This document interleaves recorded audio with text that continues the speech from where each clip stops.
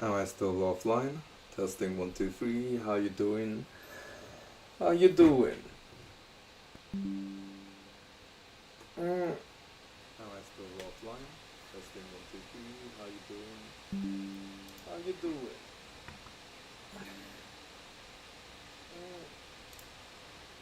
Okay, looks fine. It's so trippy to watch my own stream.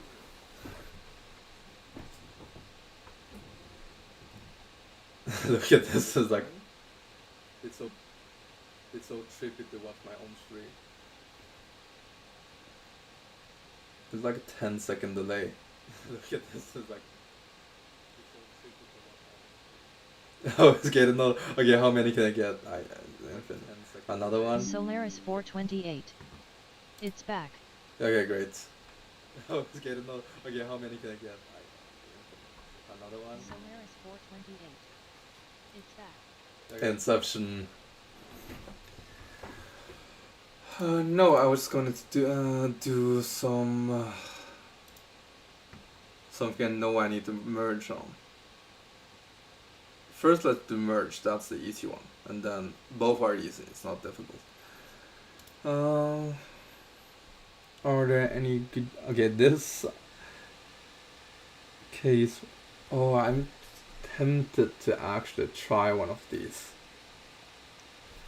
because I've seen it on. I just saw it was hard and didn't bother to try it.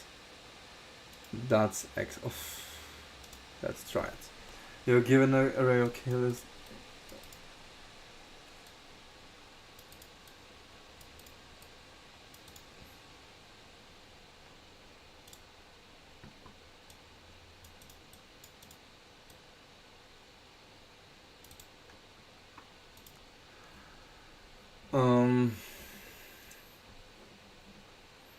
Is there a smart way of doing it? Solaris 428. I think those linked list questions may be the ones I hate the most. But that's the reason I need to learn it properly.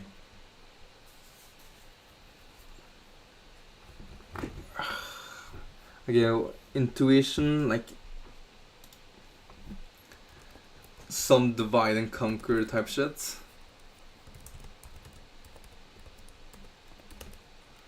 But I'm just worried about the runtime.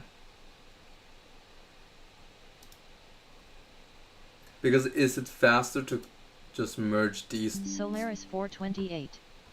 What are the constraints? Not that bad. I think level of the list length can be _PSD. I'm going to bed. Have a nice evening/night. See you. Hey guys. See ya, Lulu. Thanks for joining. And yeah. And I will be doing the Advent of Code tomorrow too.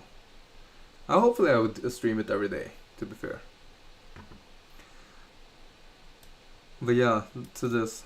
How... Because merging is easy.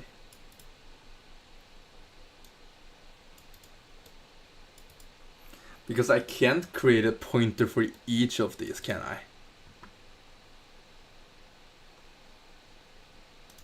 Solaris 428.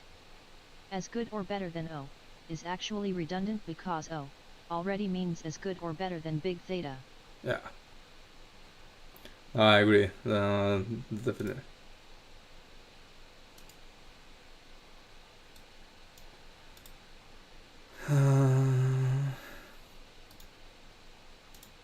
Okay, more to intuition. Okay. Divide and conquer is one possible way of doing it.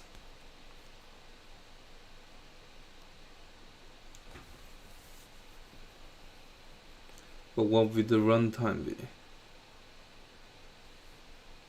Like, could I create a for each of them?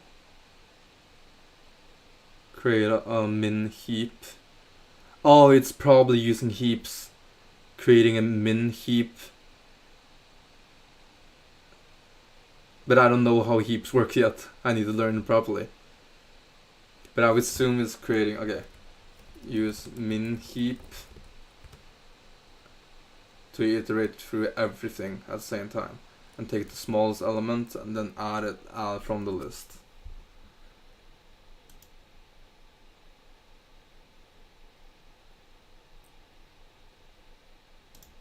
I would assume so, at least. Then I would probably do it in O n of k and times k.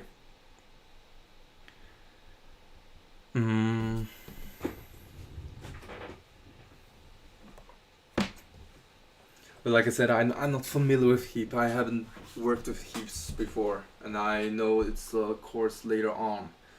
So I kind of want to like save it for that course, so like I learn everything properly. But I would assume it's a min heap. But let's.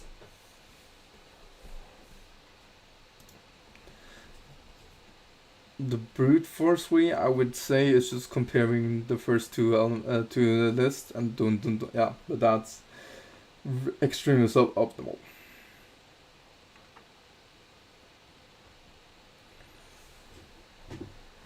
I'm just trying to use like other techniques I've learned.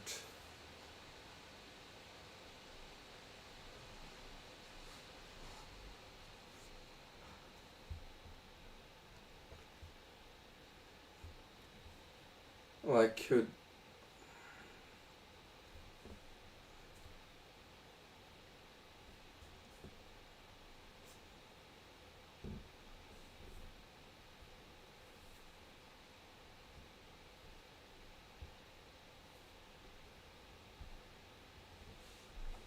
Yeah, because sorting is n log of n, so that wouldn't work.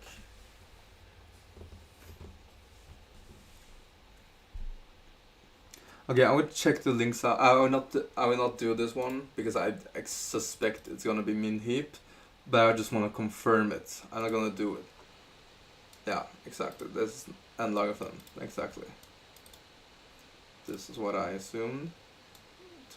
Without using it.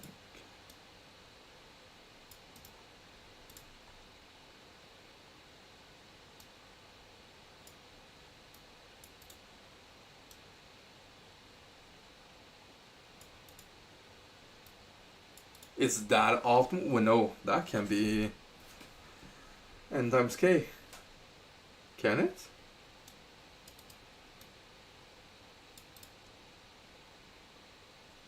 Solaris 428. Is it n asterisk k? I don't think so.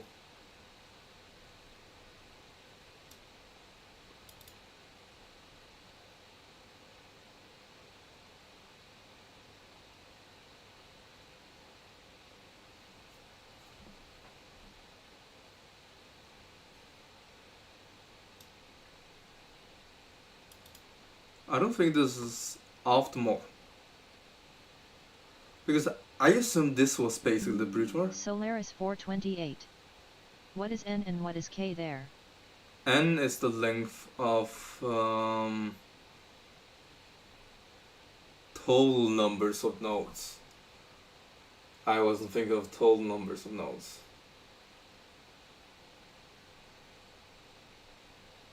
Oh, okay, then it actually works. I thought this was the brute force way. What is the brute force way? Oh yeah, it's storing as array and then turning back. Really, it's that easy? I assume you need to use min heap. Now I feel bad for looking at the like the hints and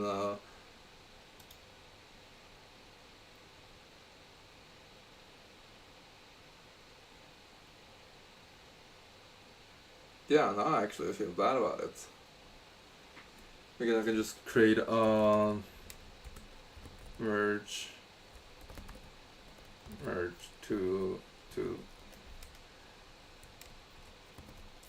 lists, and I would use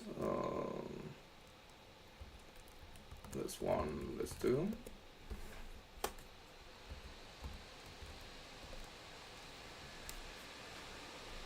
But yeah, and this much. Okay.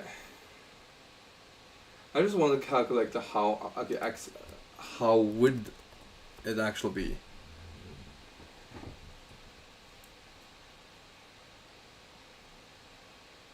Solaris 428. What if you just take the minimum of the first value as the next every time? It's still O, n asterisk k, right? What if you take the minimum of the first value as the next? As the next every time.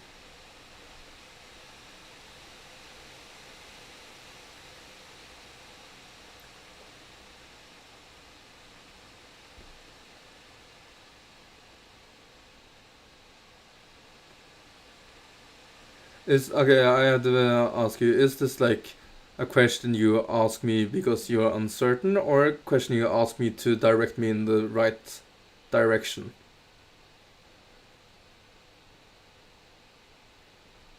I think it's the latter one, but I'm just trying to decipher it.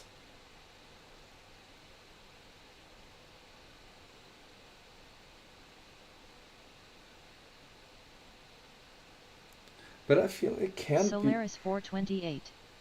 I haven't done the problem so id. Okay, I think it would work too. You just take the minimum of the first value as next.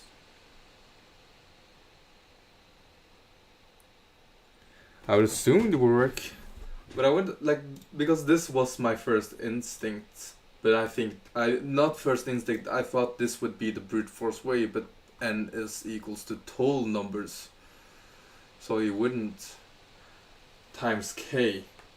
It would be significantly, okay, not significantly, but it would be shorter by far. Wouldn't it? Solaris 428. Oh yeah, but then it is maybe more difficult to implement than their thing. Okay.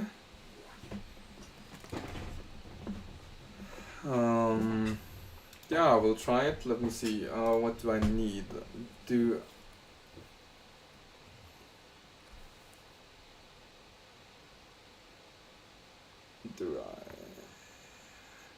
I want to bother with that? Like write in clean code right now?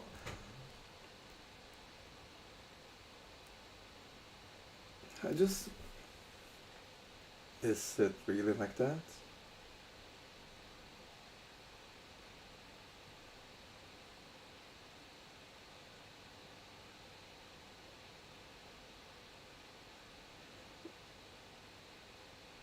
Hmm.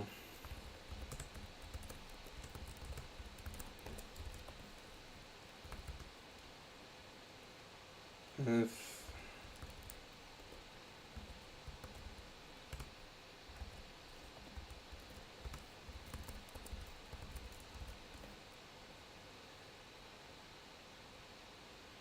Oh, do I create a new list now? No, I'm not supposed to create a new list.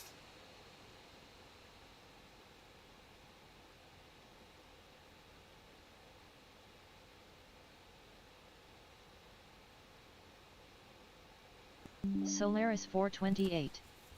The naive solution of taking every node then sorting is n log n, so it depends on k whether it's better or worse than n asterisk k, but it can be better. Yeah, no, I agree. But I was thinking, to be fair, I didn't even think this way. Because I just thought it would be way too easy. And like you said, like depending on K, it might actually be better. So if K is less than log of n, then it's promising.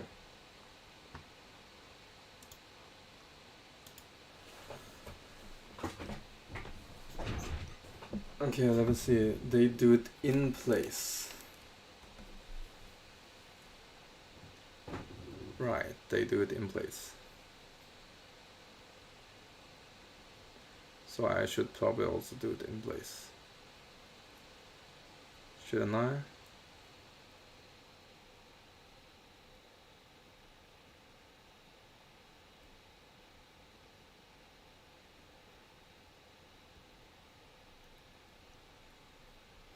Because I kind of want to make a new But am I making a new one if I do it every time? Give me a second. Or am I doing it in place?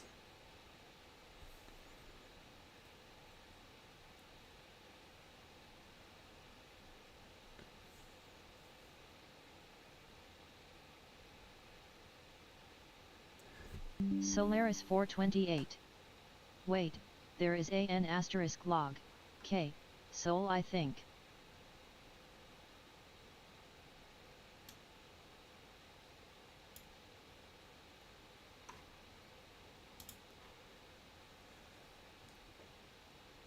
There is an n-log solution, I think. Really? Solaris 428. Yeah, In that March, was... 0 with 1, and 2 with 3, etc. Yeah, that was my... Solaris 428. Like merge sort. That was what I suggested with the divide and conquer. I don't know, I thought that was the definition of it. That like, yeah, do in pairing, yeah, merge sort essentially. But I assume this... Solaris 428. Yeah, Yeah. it's a divide and conquer thing. Because that was my first instinct, but I just assumed... Solaris 428. Yeah, But there it's just conquer. because everything is divided.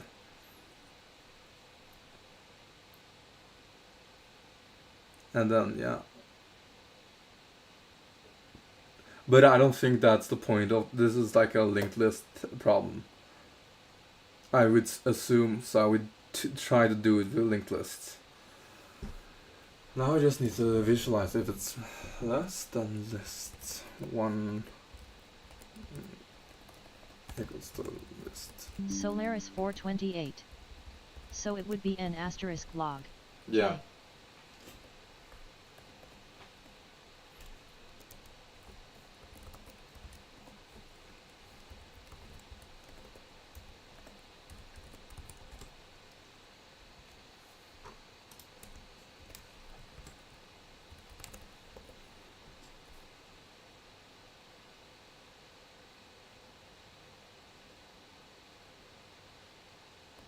Is this the way to do it? Solaris 428. And there it would always be better than n log. Because n, k is less than... because k. Yeah, definitely.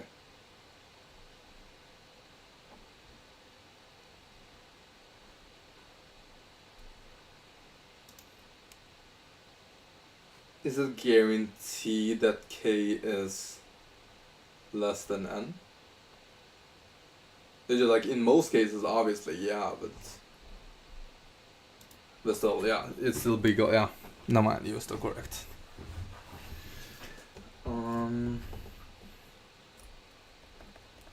Solaris 428. By construction it will be, the lists must contain at least one node.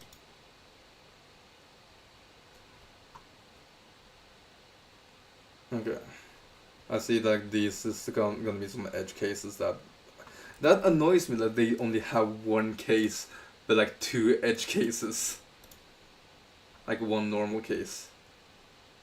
Like, to be fair, the question is pretty simple, so I understood it quickly, but still, I don't like it when that you're so... Solaris 428.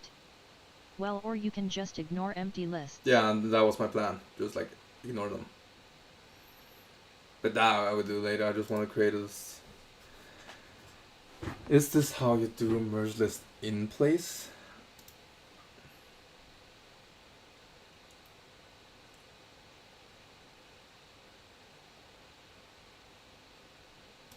Now, how would it do it in place merging? I want to do an in place merging. I don't want to create a new one.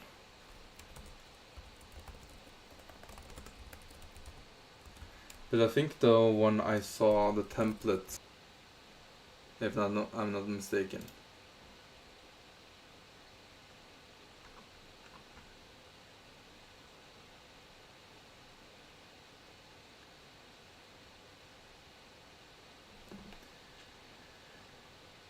Yeah, they create a new one.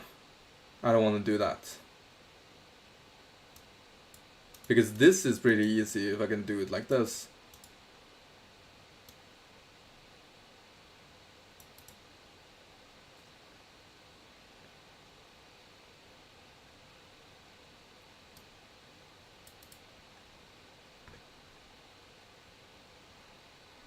Solaris 428.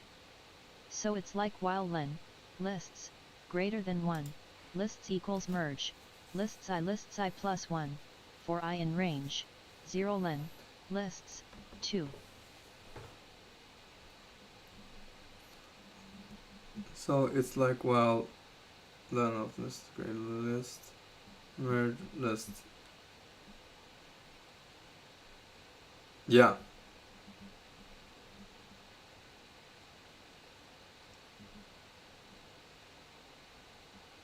Yeah, essentially.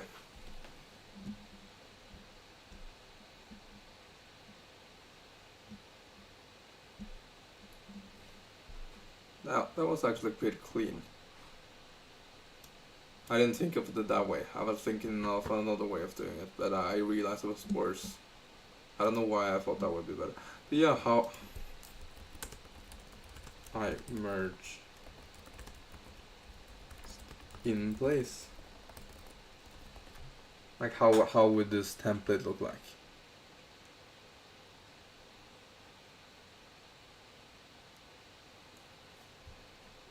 Were I thinking correctly, or were I just... Solaris 428. Or well, if there is an odd number of lists, you have to treat the last one separately and merge it at the end.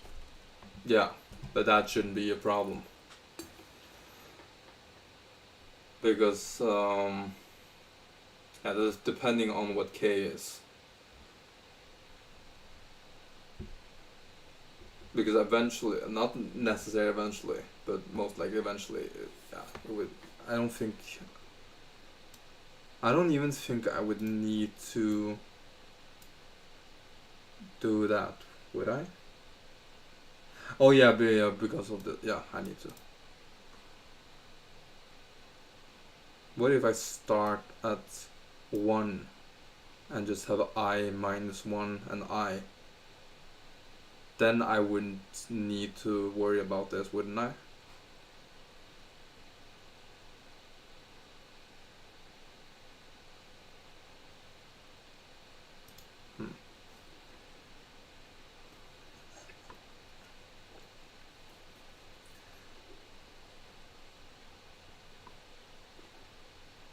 Yeah, it starts with small prev equals none.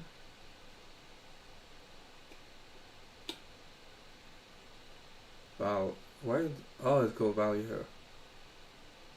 Oh, it's even easier. Not necessarily at the point.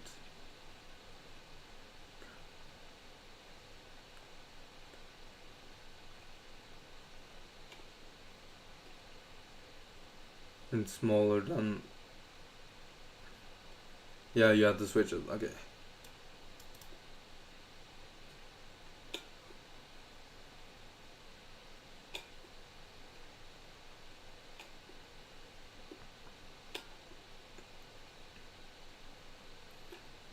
Well, L1 get prev.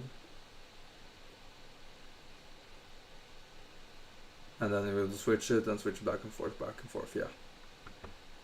I see.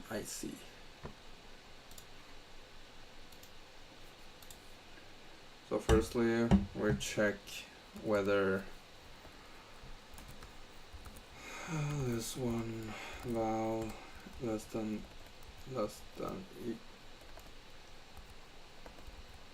larger than list 2 of val. In that case, list 1, list 2 equals list 2, list 1. So we sure it's the smallest, and now we do list val is less than equals to list 2 of val, and wow. And that double wowing, yeah.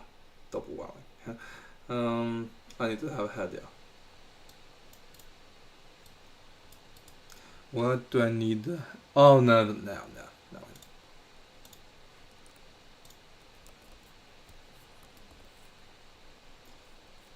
Head equals to L list 1, because that's the smallest. I have to figure out why do I need prev again.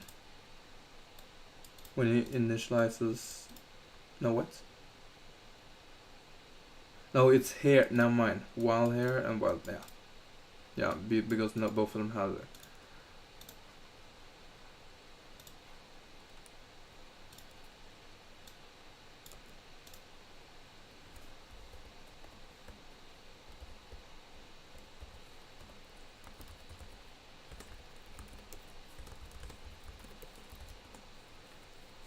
Curve equals to none. And then it's okay. Let's try to figure out. I will try not to.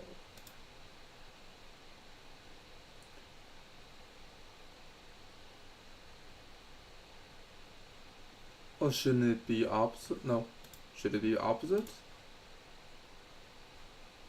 Prev is and yeah. Okay, no, yeah. That was what I did in the earlier run. So prev equals to list one, and this one equals to list one. Next, so in this case we need to switch prev equals to list two, right? Prev next, never mind. What do I need a prev for?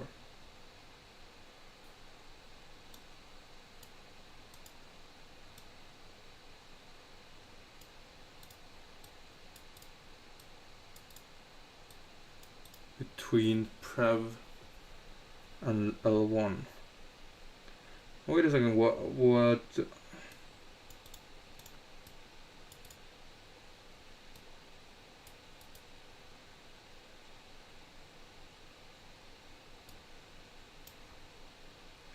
why do I need prev?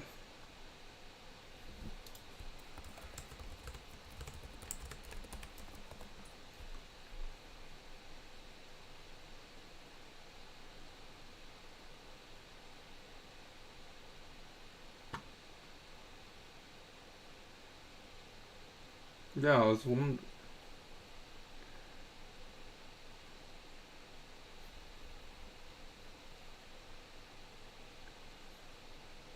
Oh, because of this.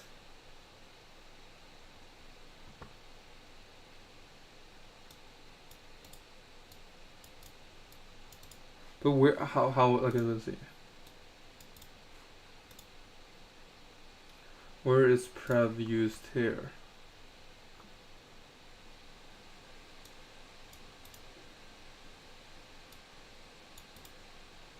Like,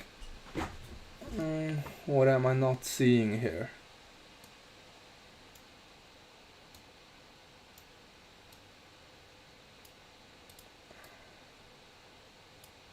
Okay, out of curiosity, I will try to not use prev and see if it works, but because I don't understand like what the prev does in this case.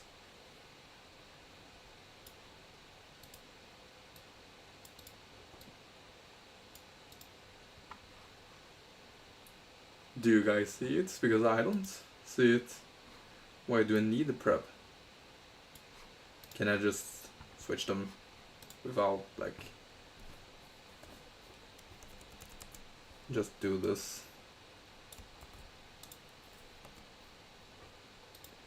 What stops me from doing this? And then return head. Is head called or something? Like, yeah, what stops him from doing this?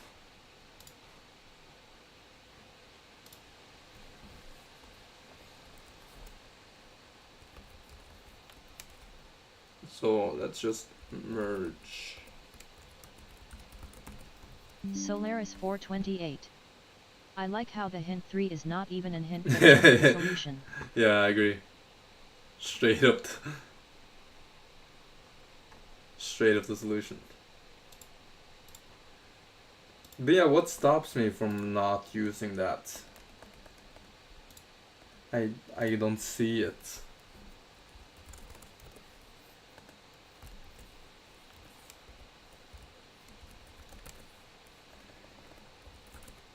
This will fail on the two last, like 2 and 3 of the test cases. I just want to see like this. It's probably gonna just print the first value. Yeah, no man. How do it the simplest way? Is there a easy way to peek into linked list?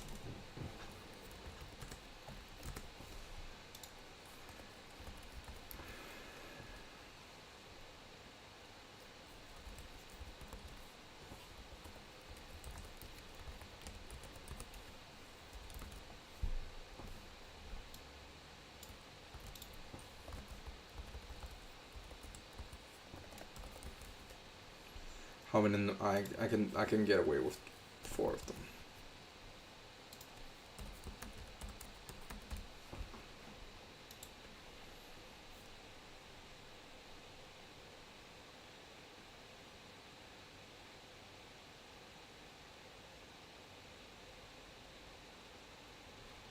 One, two, four.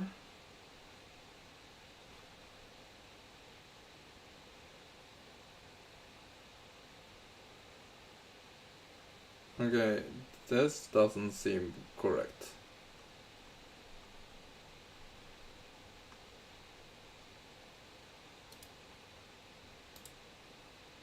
Okay, then just do it the way prev equals 1, and it was prev equals this 2.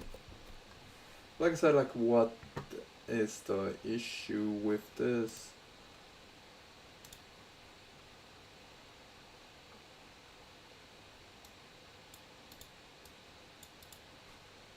Oh, is it because I fucked up in the beginning?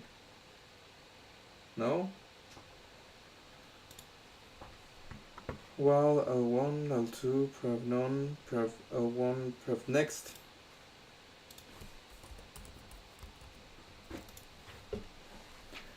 Like, that I don't fucking understand, like what? Yeah, to be fair, it actually worked. But what did the prev do? I'm not calling prev.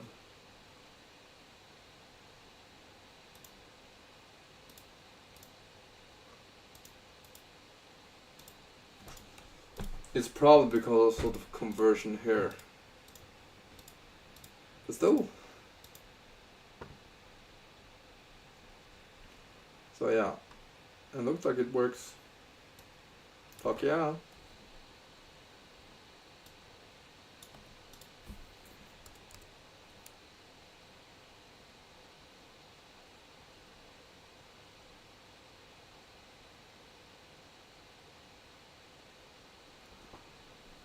Do I create a new list or just add it to the end and remove the 2 previous ones?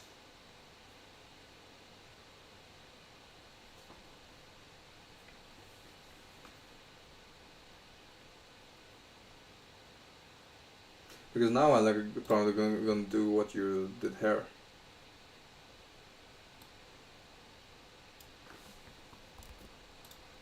Because I was actually thinking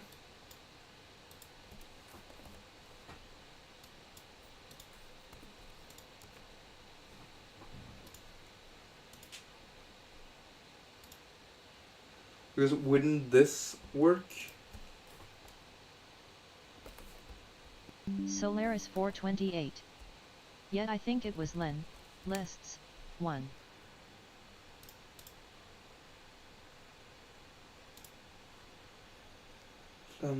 Lists minus 1. Solaris 428. Or ya like that it also wow the work.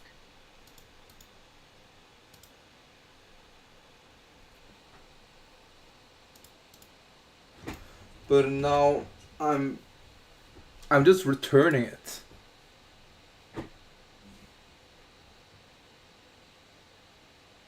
Does that delete the previous elements?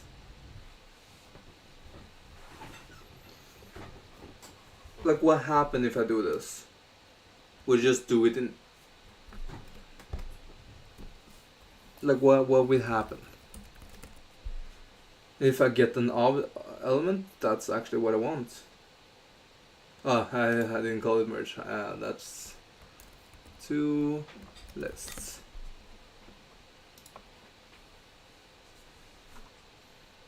I actually get the fucking element. What the fuck?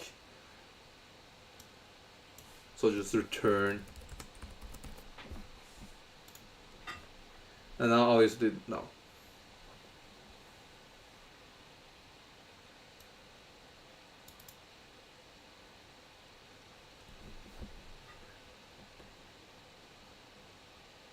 Solaris 428. Well, if there is an old number of lists, you will need to merge with the last one after the loop.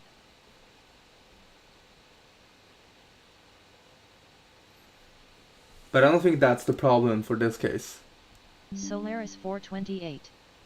Otherwise lists should contain a single element, the fusion of everything.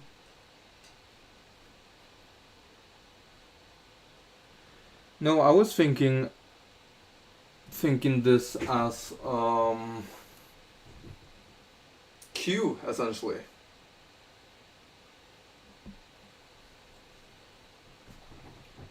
So every time I delete the two first elements, I will add it to the end of the queue. And it would do... Solaris 428. If it's odd, you need to pop the last element before. Solaris 428. And then fusion with it after.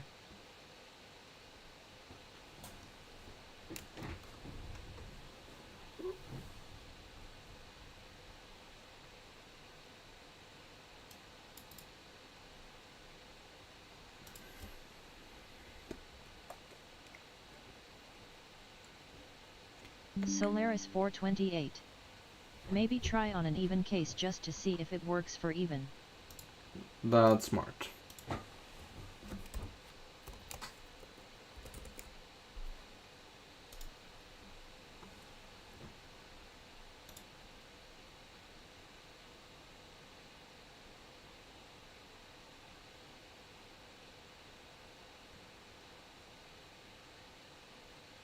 Solaris 428. You're missing a. Where?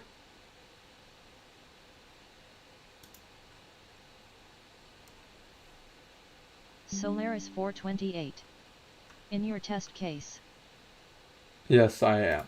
That's correct.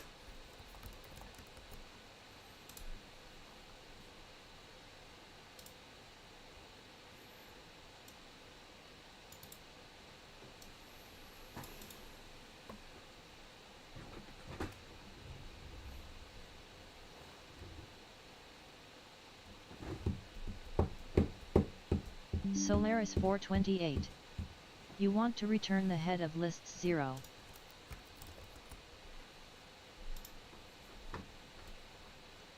Then But then you're correct with the I need to pop the... Yeah. So you were correct on that.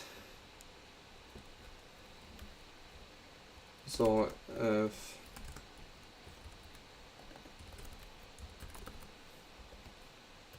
I assume, yeah, okay.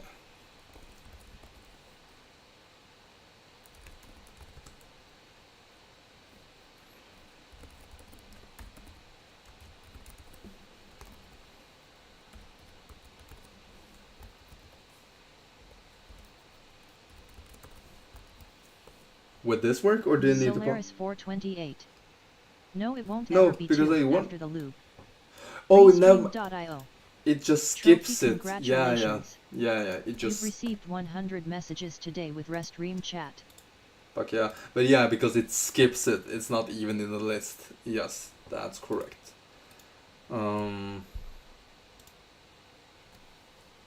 That is correct. Do I do it for... I do it before. It should matter.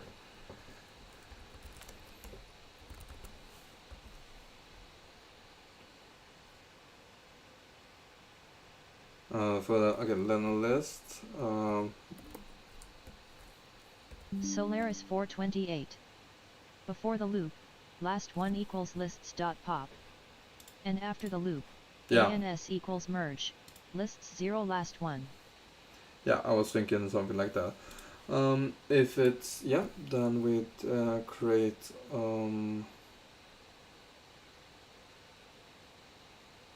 do I do it like this? I don't know if this is like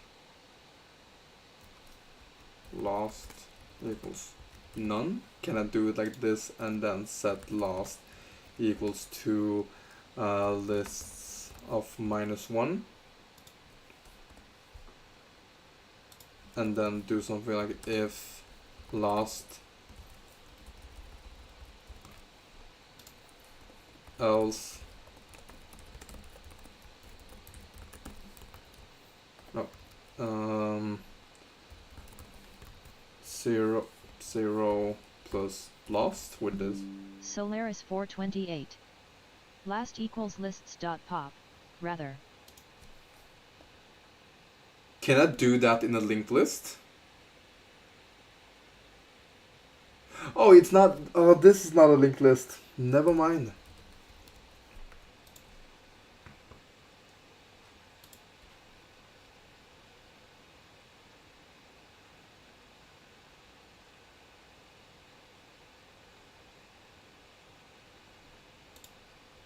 Why is this?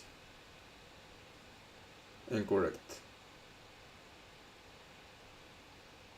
It's probably if last. But shouldn't like.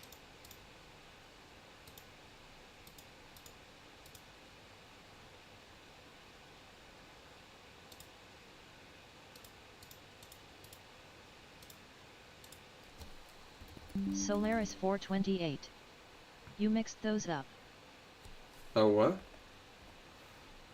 Yeah, I did. I mixed those up. That's completely correct.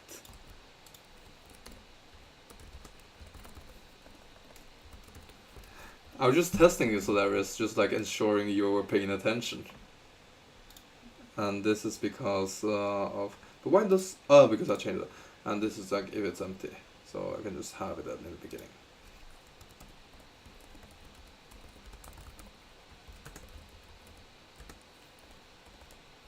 Solaris 428. Also, you don't need the else if you return. Yeah, I know. But isn't it better to do it this way? Like from a code quality perspective? I remember, I don't, it's like, it's 4 years since I did it, but I remember like I felt like one of the professor was like, oh, if you have an if, it's better to always have an else unless that would go against. Solaris 428. It depends on conventions, I guess. Yeah, because this doesn't affect the runtime at all. If I'm to understand this correctly. It's not an extra, like...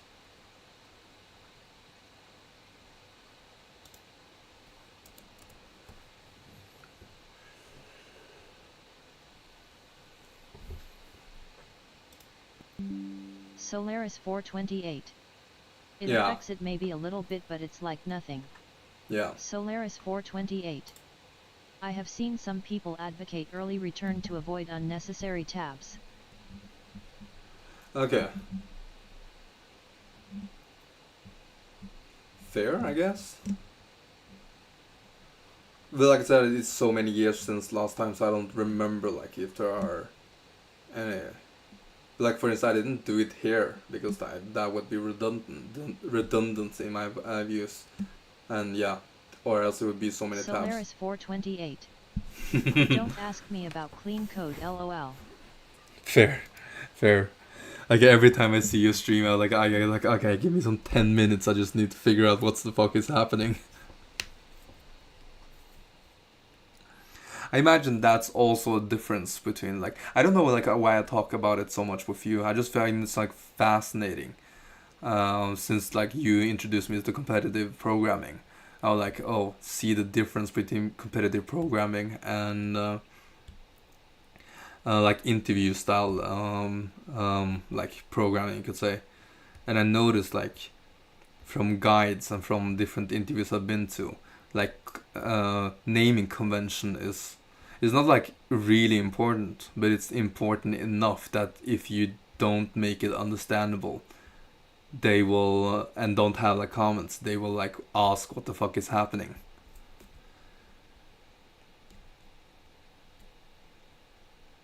What was that? So, out of curiosity, like this would be a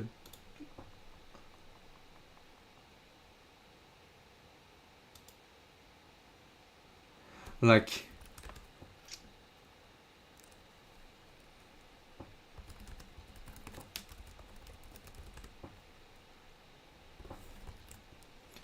if would this work? No.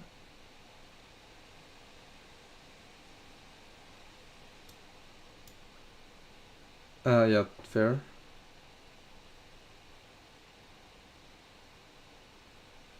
I remember I struggled with, can I just return lists? Because this wouldn't work then.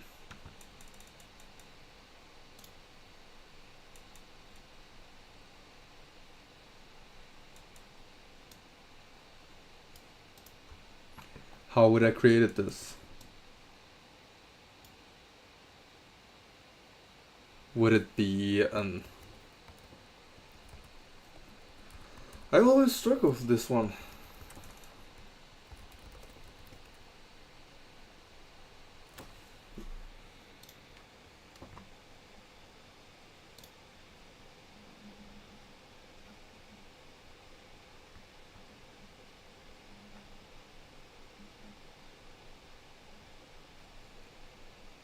Why am I struggling on this one? On the fucking edge case. And I kind of want to switch it back to the previous one.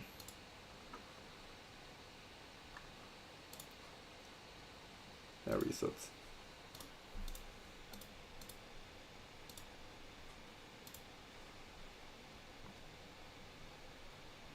I want the empty list now. Would this work?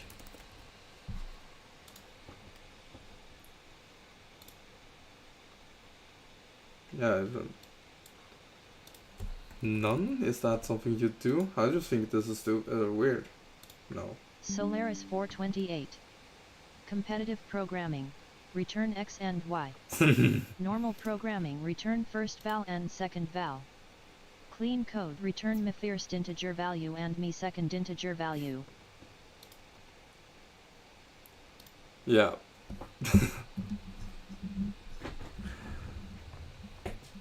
That's fair.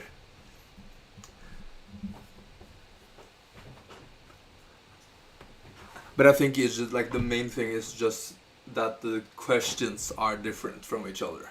Like you would never have a Leetcode or like a competitive programming style of question.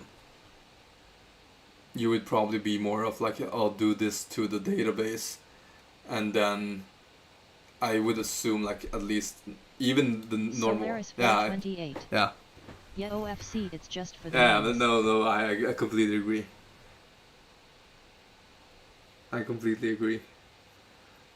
Like I'll just check like on my own GitHub, like some of my old commits, like how am I, just out of curiosity. I want something that's I didn't do.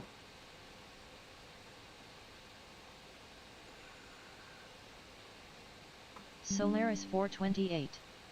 Have you seen FizzBuzz Enterprise Edition? Not the Enterprise Edition.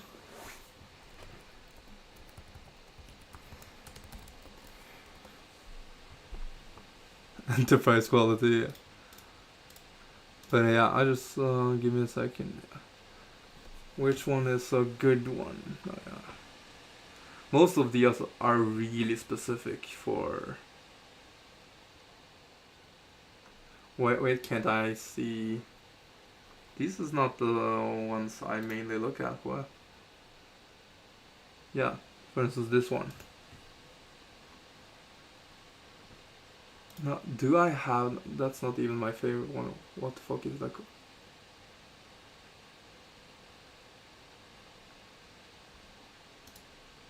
Is it this one? No. No, this was an AI something.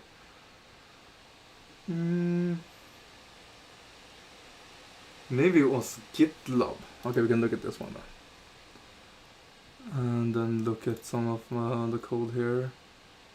Look at the components. Let's do an app card. Yeah, I realized this was a bad example regardless.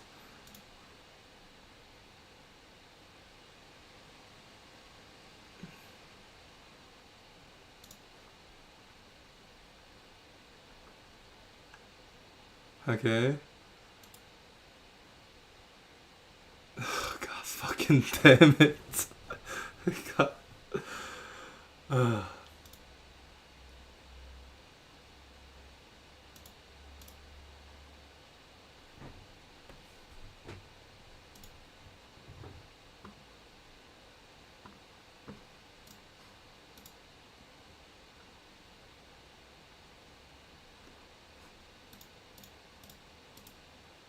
What was the... I don't want to see.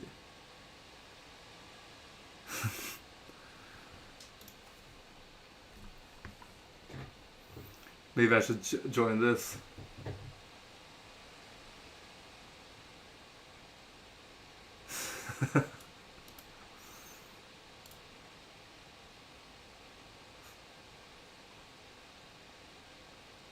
Yeah, where's the diagram? I haven't seen the diagram yet.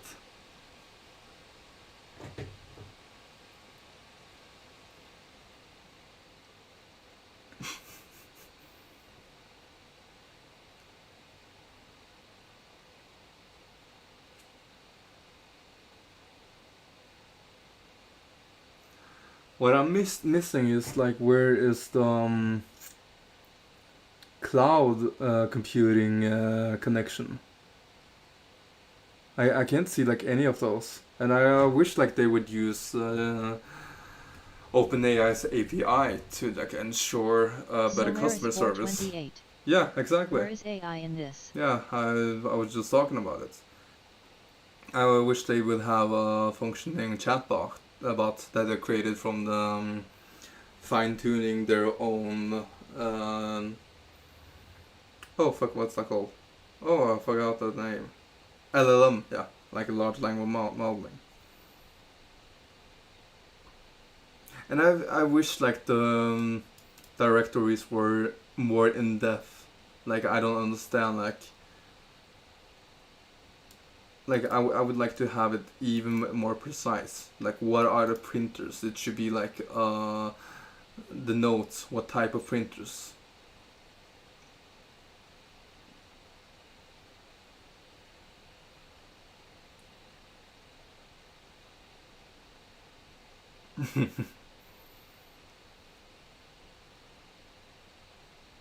I would also love to see some end-to-end testing. I see already there are a lot of like yeah. Yeah, they don't even have a quality assurance team. That's horrible. What the fuck, man?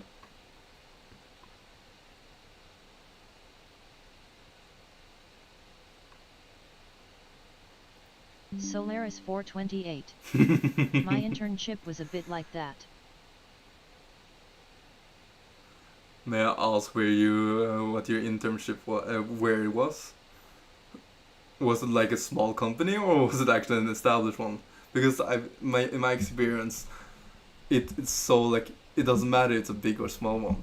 There will be companies on either side of the spectrum with like this horrible ass structure.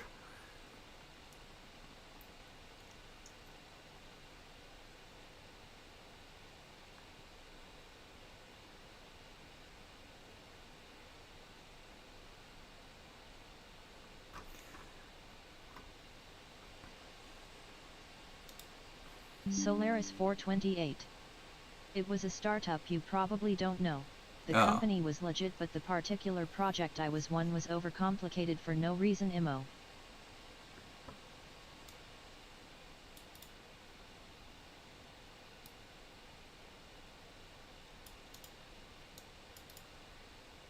Solaris 428. And so once it's like that, you have to make do with that level of overcomplication, and it's a nightmare. Yeah, definitely. Like in all of my part-time jobs and internships I always use the first week to just understand the structure. and understand like why the fuck they would use like a specific framework or language. Sometimes it's like, yeah, okay, that makes sense. I will learn it. It's actually good. Sometimes like, but why? Why did we do it this way?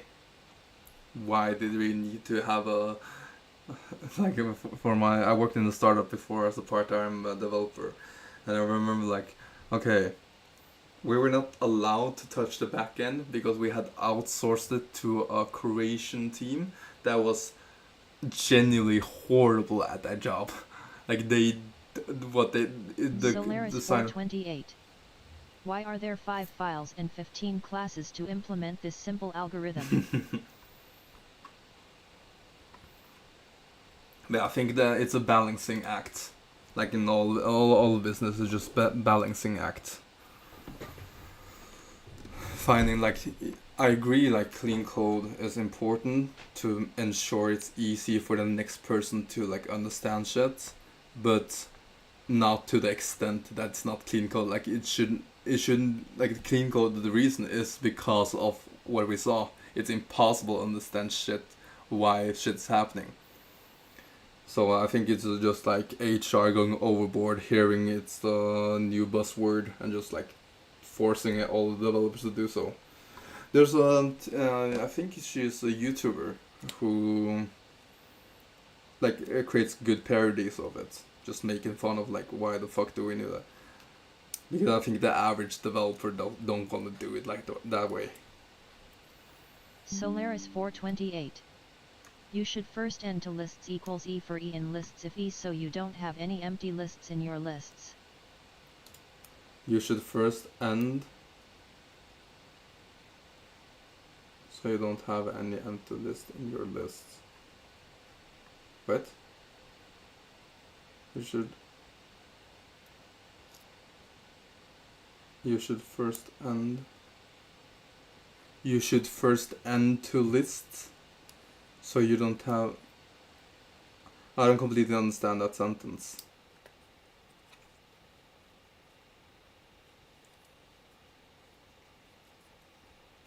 You should first end. Solaris 428. Like would become so you don't have to handle N separately. Okay. Solaris 428. Not to, do asterisk. Okay, like in the beginning, you mean? That's what you suggest, like.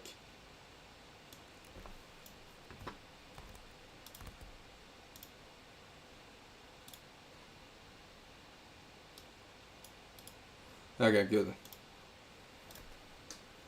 But my issue here is like I don't return the correct thing. Yeah, obviously it's not none. Is it like?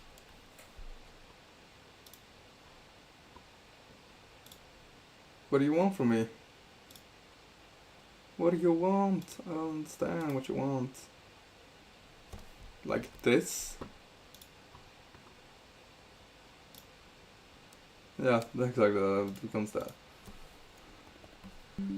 Solaris 428. Return none. I haven't tried return none, but why the Thank you, Solaris. Thank you. I'm just a big dumb. Oi, whoa.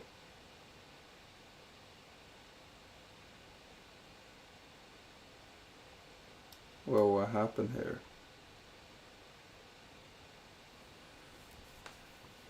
Yeah, why don't I have the last one?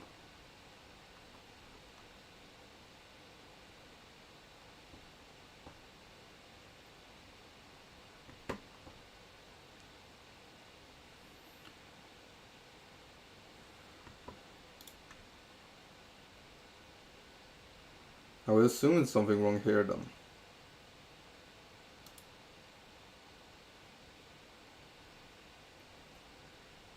Because this is 6.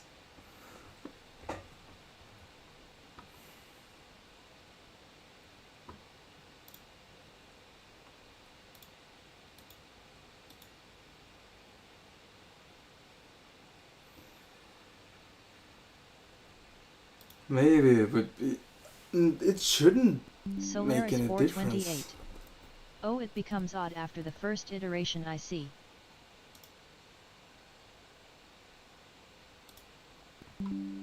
Solaris 428. Yeah. 63. Yeah. That is true.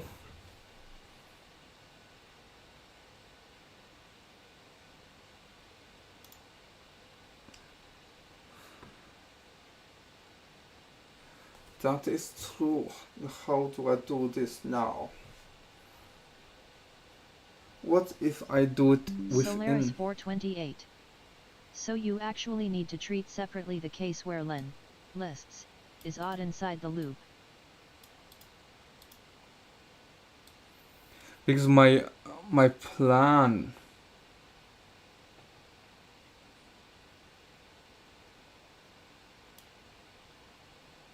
what I hoped for was to essentially have some form of a queue that it takes like one. These are just the index of the number, and it would take these two, and put it here as the, let's just call it what, 12, and then remove it from the list. That was what I was hoping for, and then these two would become, and then these two would become the singular, like the answer. And it will also work for like 1, 2, 3. These become 1, 2, and then these will get the answer. That's what I'm hoping would happen. Solaris 428. It's just AND lists -1 if len lists is odd. It's just plus list minus on if list.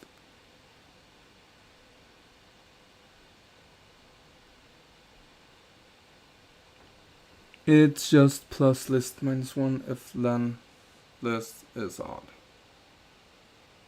Solaris 428. Lists equals plus lists -1 asterisk len lists %2. So I can remove this one? Question mark? What do you mean do it inside of this? Probably inside of this. Solaris 428. Yeah. And so you actually don't need the thing with last, I guess.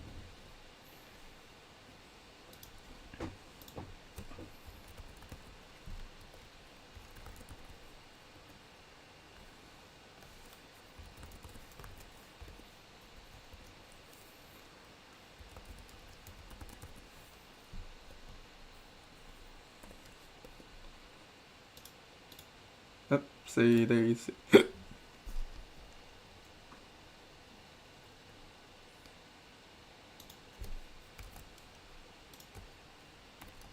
Like this.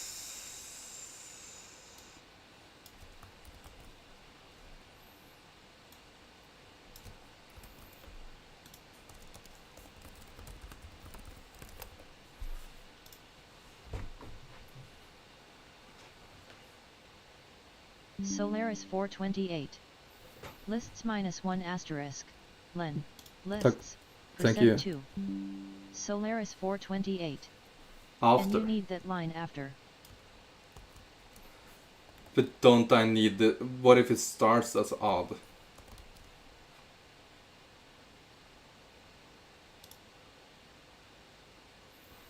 Parentheses. But yeah, what if I starts with... What if the first is odd?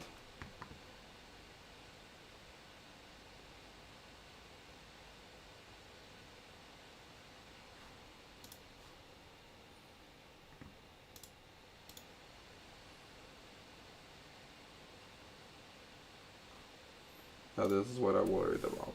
Solaris 428. And the for loop needs to stop at len lists 1. The for loop... Okay, and the for needs to stop at... Solaris 428. Or like that yet.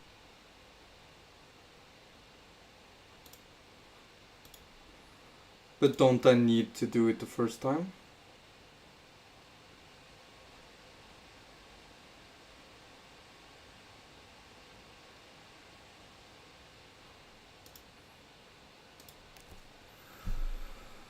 Can we have an infinite?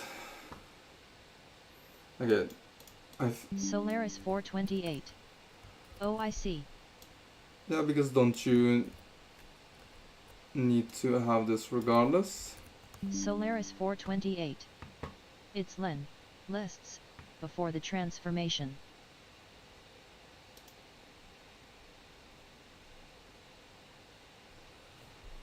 It's len list before the transformation?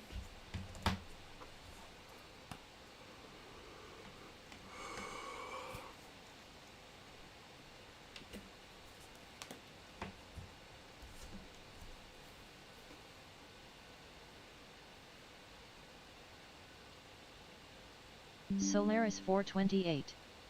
I think you don't need to have those checks with last actually, it's just that you need to declare n equals len, lists, before modifying lists. Just give me a second, I need to just check a mail.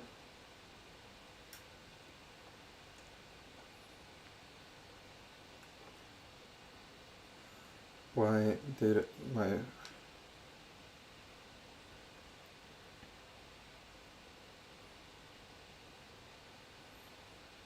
Okay, it's 1 o'clock.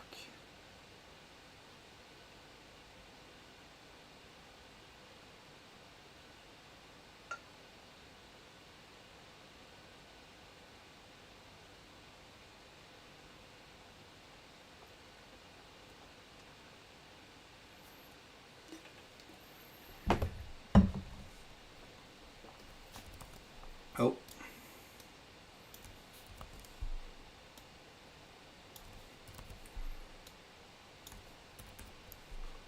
I think I just struggle a little bit with this comprehension, like exactly what's happening at what time. I don't... If... It's just that you need to declare n equals len before modifying.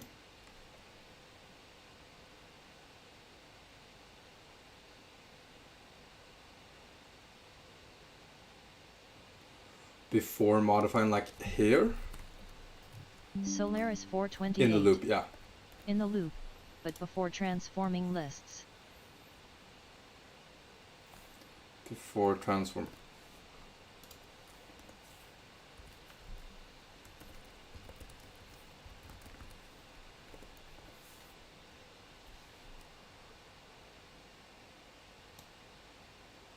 Solaris 428.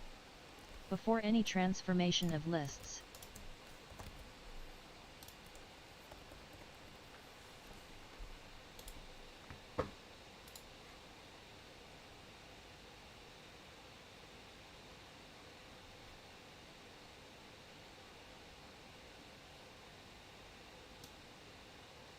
Shouldn't matter if I do it this way, should it?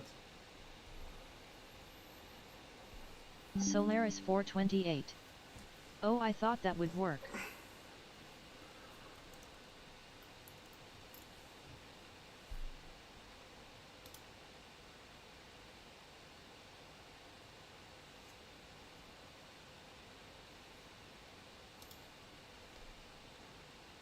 Because I was imagining like the easiest way of doing it.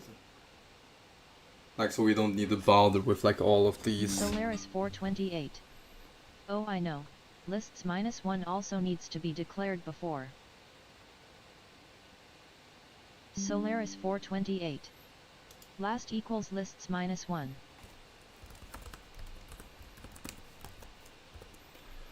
I will do it this way, and afterwards I would do it my own way because I think this is not something I would do ever.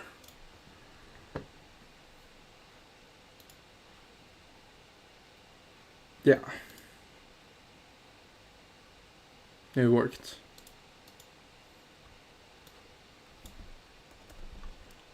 I just want to confirm with myself that I would, because like the merge, I see it now, but I would struggle a lot with these. So I will try it in a more tedious Solaris way. 428. Yet it takes some getting used to comprehension and stuff.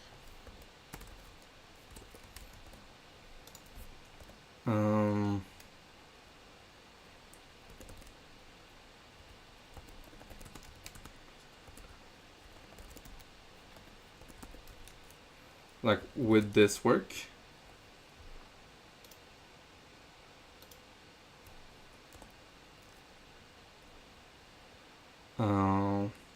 Let's call them xy x equals list top left. Oopsie. Y equals.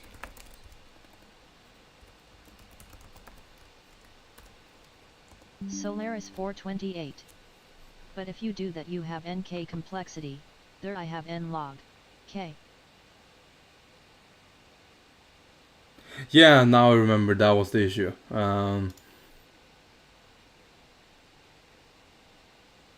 Yeah, I was thinking like if I did something like for I in the range of 1, then of lists 2.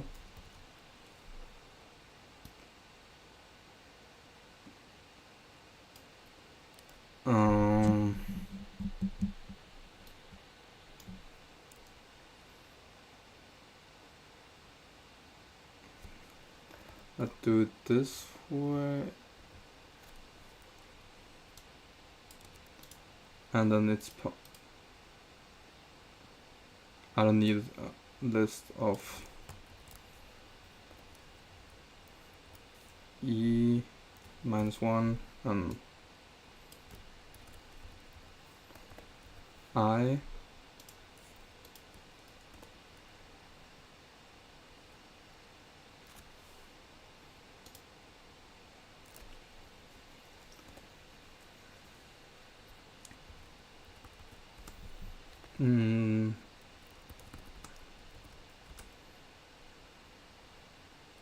Solaris 428. You could have done the while loop with one line. Lists equals merge 4 plus lists minus 1 asterisk len lists %2. Yeah, but the issue is like I don't know list comprehension that well. That's the reason I want to do it this way.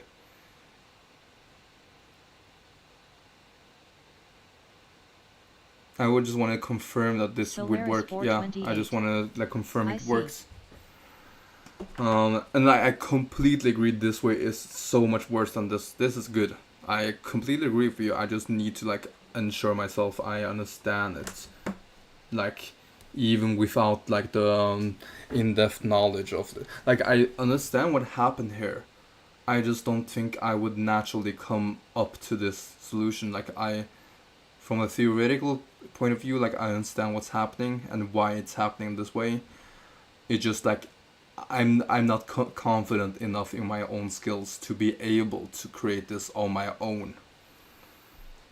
So I have it in one of my to-dos, not in this one. What was I supposed to do?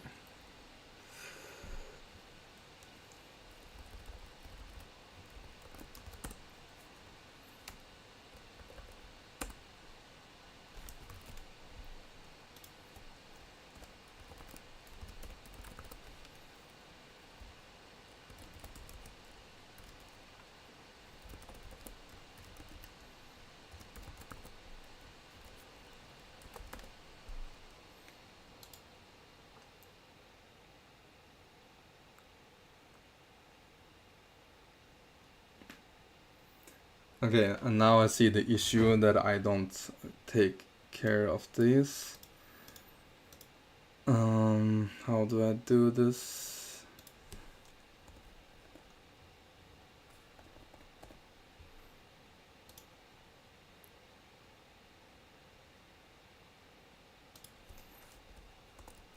Like I see how I could have done this much better, putting in the list comprehension. Like I said, I'm just gonna avoid it for now. Just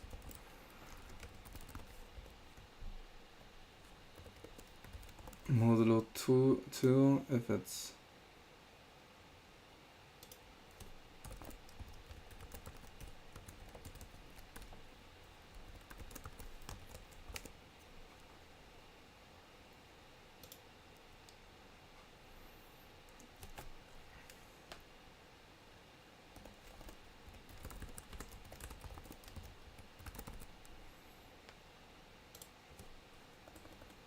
like would this work? Yeah. But I completely agree with you, Solaris, like your way is 10 times better.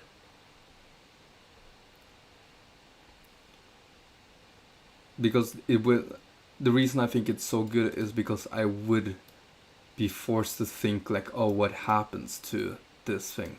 While in this, I don't think I would even think about it. I would probably forget it. And I also use so much more memory that this is like, yeah, this is not a good way of doing it.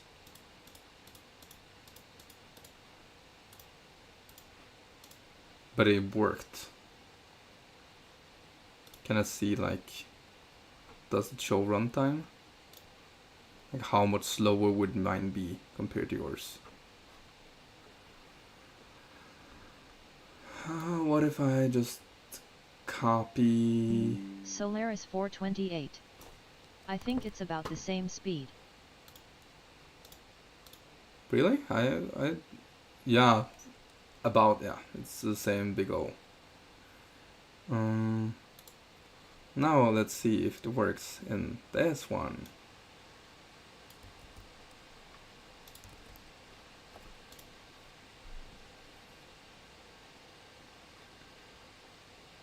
Oh, it's called solutions. Pardon me.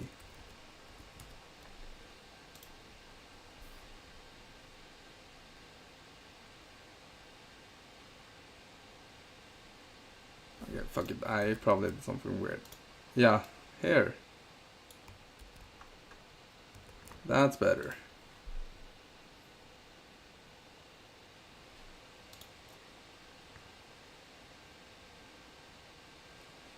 Hey. I just want to do it like a couple times. Yeah, like around 11, 12. Because I still like your code better, is my point. I want to like learn list comprehension well enough, it's just like I'm not confident enough to think I would be able to do so. Yeah, okay, basically exactly the same speed.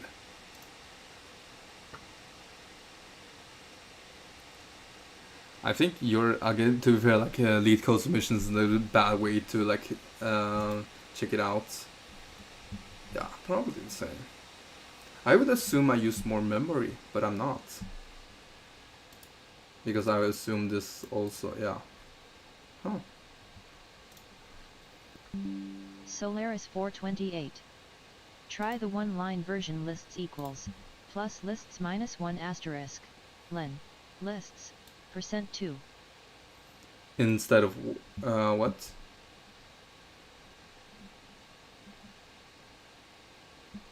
Just instead of the whole thing? Really? Would that work? Solaris 428. They is the big thing with the merge.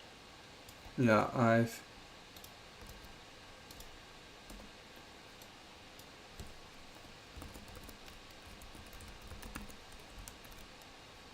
See.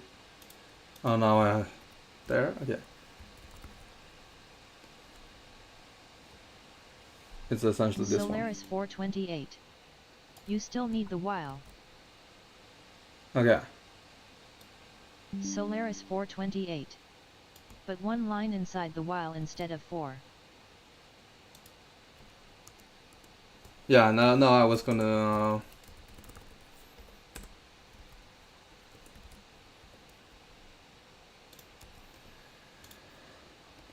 like this. Yeah, I probably need to... Donde está... At the end, I would assume, or is it one too many? It looks like one too many. No? I don't... I can just do it.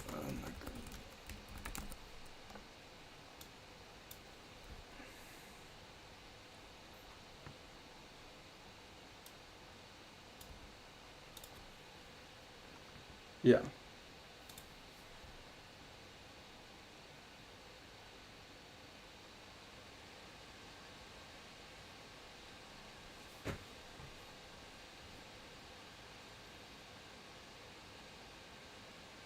Or is it Solaris like 428. no? Yeah, it's in No, it's just len lists instead of n. yeah. Just realized when the runtime became too high.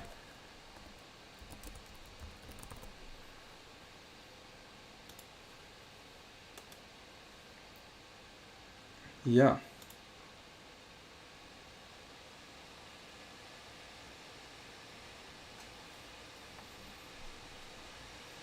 This is without a doubt the best one hit as of now.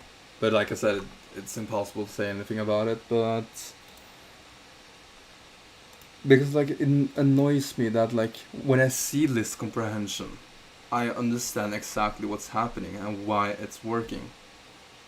But I am just not able to do it myself, I think. And I don't know if it's just me not being confident enough or if this is just Solaris a large. 428. You have read access but not write access.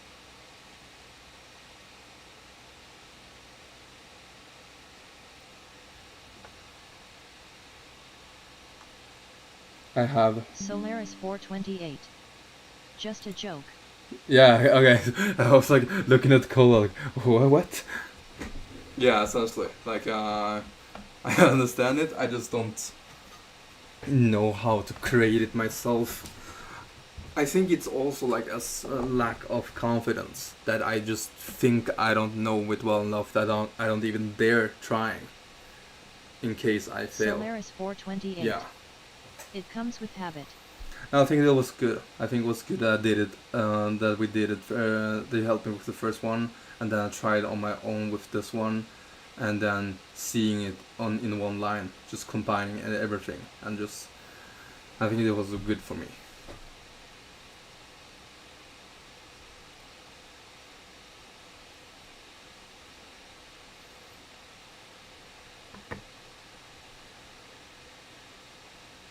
Yeah, I think I just need to practice list comprehension some more and just like make it more comfortable for me and more natural. Solaris 428. Now trees? Yeah, trees. Or still linked lists? Nah, I would say I'm done with linked lists for now, and then I'll go for trees. I would assume trees consist of. I would assume depth first search, breadth first search, yeah. So let's just do it. Write it here. Now how did I do trees? Okay, I did it like this. Trees.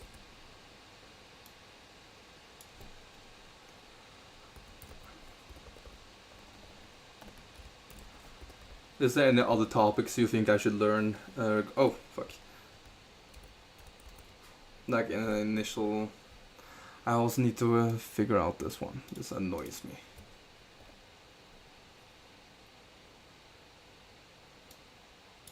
Okay, how does it look on stream? It's slightly big, to be fair.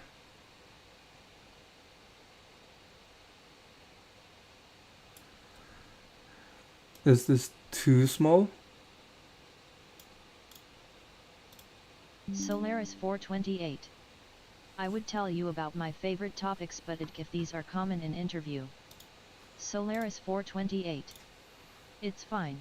Okay, I was gonna say that no, just tell me your favorite topics in tree traversing. Maybe it would be something like I can pull up in an interview and they would be like, wow, this guy knows his shit. And I would be like, oh, it's because of my man Solaris. You should check him out. So, like. Solaris 428. Yeah. I told you union find, binary lifting, and string hashing. Yeah, I understood binary lifting in the sense like I understood like if I could mention it in a sentence. And I think also you understand union find enough. But string hashing I don't remember like you going in depth on it. Or was it just no, I can't remember like properly what that was exactly. Yeah. Solaris 428. Yeah, okay. I think I haven't talked about it. I can, if you want, I can have that as a break for me. Like, if you want to just talk about it, and it would be my break from Leetcode. I kind of want to do this though. That was what I remember. I was actually thinking I wanted to do this one.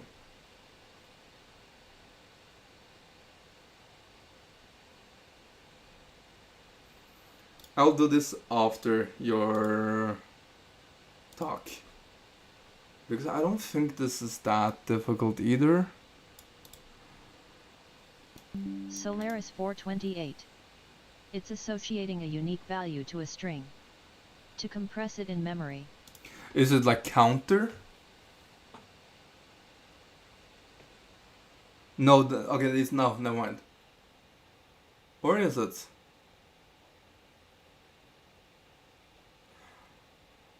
Or is it more that, for instance, you... Okay, I'll just create a new one, I would delete it over.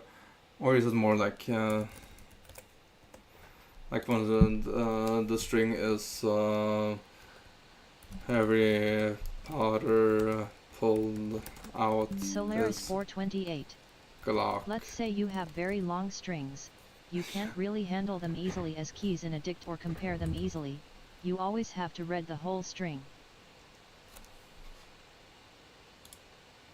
Let's say you have very long strings. You can't really handle them easily as keys in a dict or compare them easily. You always have to read the whole string. I like the autocorrect, the copilot.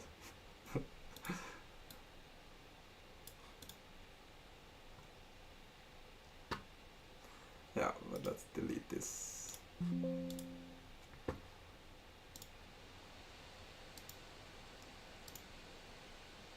Solaris 428. But if you somehow can transform any string to a 64-bit integer with high probability that the integers will be unique given a number of strings that is not too high. Solaris 428. Then you can.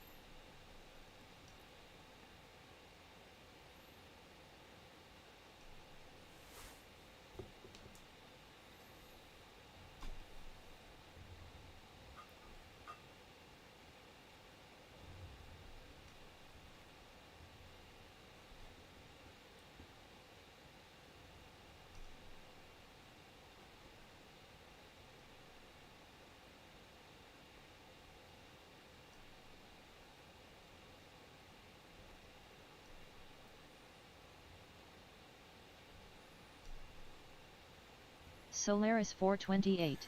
You still have to read the string once to get that ID of the string, but then if you have the ID of S, and you can construct in O1, the ID of the concatenation of two strings from the IDs of the two strings, it's useful.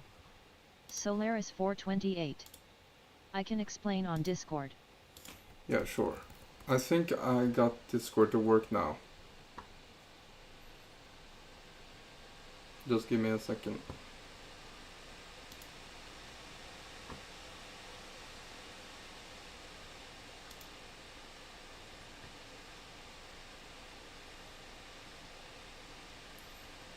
What up? Yeah, yeah, it's fine. So, yeah, string hashing. I'll show you an example. It's just that bit, but okay, so you know that bit where you associate a letter to its value in the alphabet. Why do you have +1? Oh, 0 is forbidden because what happens is so the ID of A will be 1, and AA must have a different ID. So AA will be 1 in base 31. So Okay. this is 32 modulo mod, but mod is B, so it's still 42. Okay, and if we have 0, so 0 and 0, 0, it's still 0. So you lose unicity. Yeah, okay. A and A have the same ID, which we don't want. Okay, so 0 is forbidden. You have to. Okay, so what you do usually is that the ID of a string is if you write the number corresponding to every letter of the string, you get an array of integers, and that array you interpret it as a number in base, whatever base you want, but the base must be at least 27 because okay, the number will range from 1 to 26, or if you have a bigger alphabet, well, the base must be at least well, the size of the alphabet plus 1, because 0 is forbidden, and then you have you can go up to the size of the alphabet. So like, you know, in base 10 you can go up to 9, in base B you can go up to B minus 1. So that cannot be a number in a base less than there it will be 27, in less than so base there is 31, and it works because 31 is greater than 27, greater or equal. Uh-huh. Yeah. Otherwise, well, the model doesn't really work because you cannot interpret it as a number in your base. So using that definition of the ID of string, which is a function which to the string associates int of whatever array is associated to the string in base space, you know mod. So because mod is a 64-bit integers, this will be a 64-bit integers. So this will compress the string in memory, and you can progressively compute the IDs of a string given that if you have the ID of S, and you want the ID of so you have a function f which given ID of S and ID of a letter and a letter, let's say, you return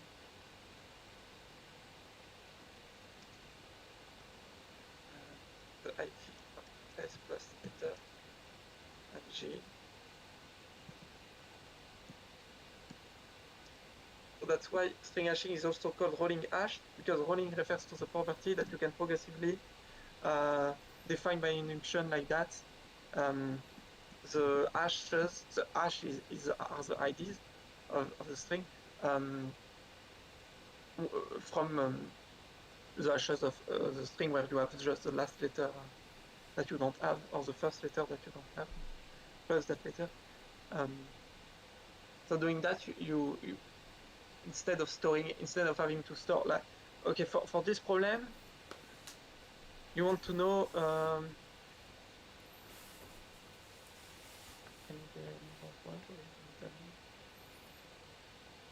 yeah, okay. If before you have encountered a word which is both a prefix and a suffix of your current word. Okay.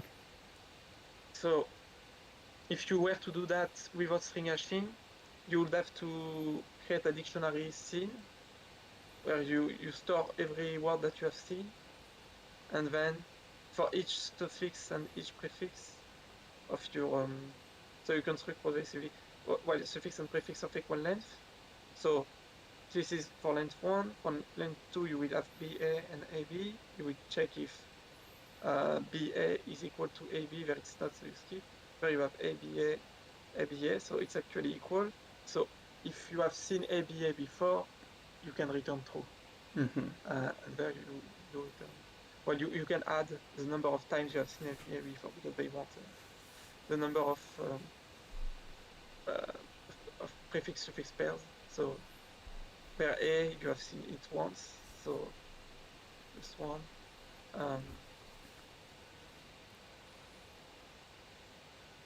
Right, it's pretty straightforward, but with if you don't string hash, the complexity would be so you have to construct every suffix prefix of every word, so it would be quadratic Yeah, in the total number of letters. yeah, I was gonna say I Which would be remember. sum of the length of word to the square. Yeah, I was gonna say I remember like doing the first problem of this, like count prefix and suffix pair. I think like the difference was Oh, because the constraints. yeah, the constraints. So that's why you need string hashing. And You then need something linear. that's why I like oh that makes sense, because I found a way to do it, but the reason was the constraints was small enough that my suboptimal solution would work. However, in this case, I see like oh okay because this is so ridiculously big, string hashing would be more beneficial for this task. Interesting. Sometimes you can use prefix trees also, but prefix trees it's harder to handle. I think the implementation is also more lengthy. There it's pretty short. This is just to explain. But Yeah. No, I saw the code the and like computation. saw the code was like this is code that I would be able to understand. Like if you, for instance, gave me this, I would like, oh, I understand what you're doing here, which is nice. So you see, my function f there, what I defined as f. So function that given the ID of a string and a letter compute the ID of that string with that letter added to the right is this function. The R is for right, so like rolling hash add right, and there it's rolling hash add left. So I add to the right and to the left.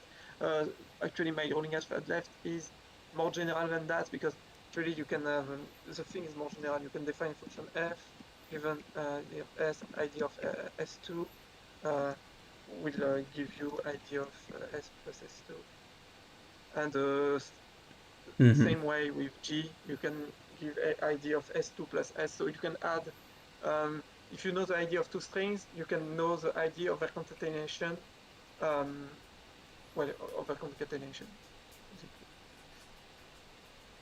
But you have to know the length of one of the strings you want to add. Because a plus b is not the same as b plus a for strings. It's not commutative, so you want to know the length of the right element. If you want to compute s plus s2, you need s2 length of s2. But when you have computed the ID of s2, you don't necessarily store the length of the string it belongs to. So you cannot read that from the ID. So you may either want to store both the ID and the length, which I did not do, or in the problem you know what you just know what length should be. Because in this problem, because I just explore, I just iterate over prefix and suffix of a given length. I know that at the iteration I, my length is like I or I plus 1, so depending on how I do it. And so you can also subtract. Yeah, so let's say you have a PB. Let's say you have hello, or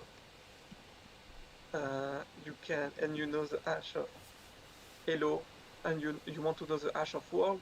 You can do this kind of a subtraction. You can get the hash of world from the hash of hello and the hash of hello world, because you just have to think about it in a like it was a base integer like the array. So how do you do subtraction? Like if it was a binary and you have another binary, you want to get them equal length. So and you have like a prefix binary, so there it will be, for example, 1 0 0, and let's say you want 0 1 0 1 1. That's where I did it. So you have first to shift that put 0 there, so it's big enough, and then you can subtract there, and you get that. So that's why you multiply by p. You need to shift it to the left first before adding or subtracting. That's the analogy with base integers and your IDs, which still works even if you are working modulo mode. Yeah, because modulo mode multiplication, you can still do multiplication and addition.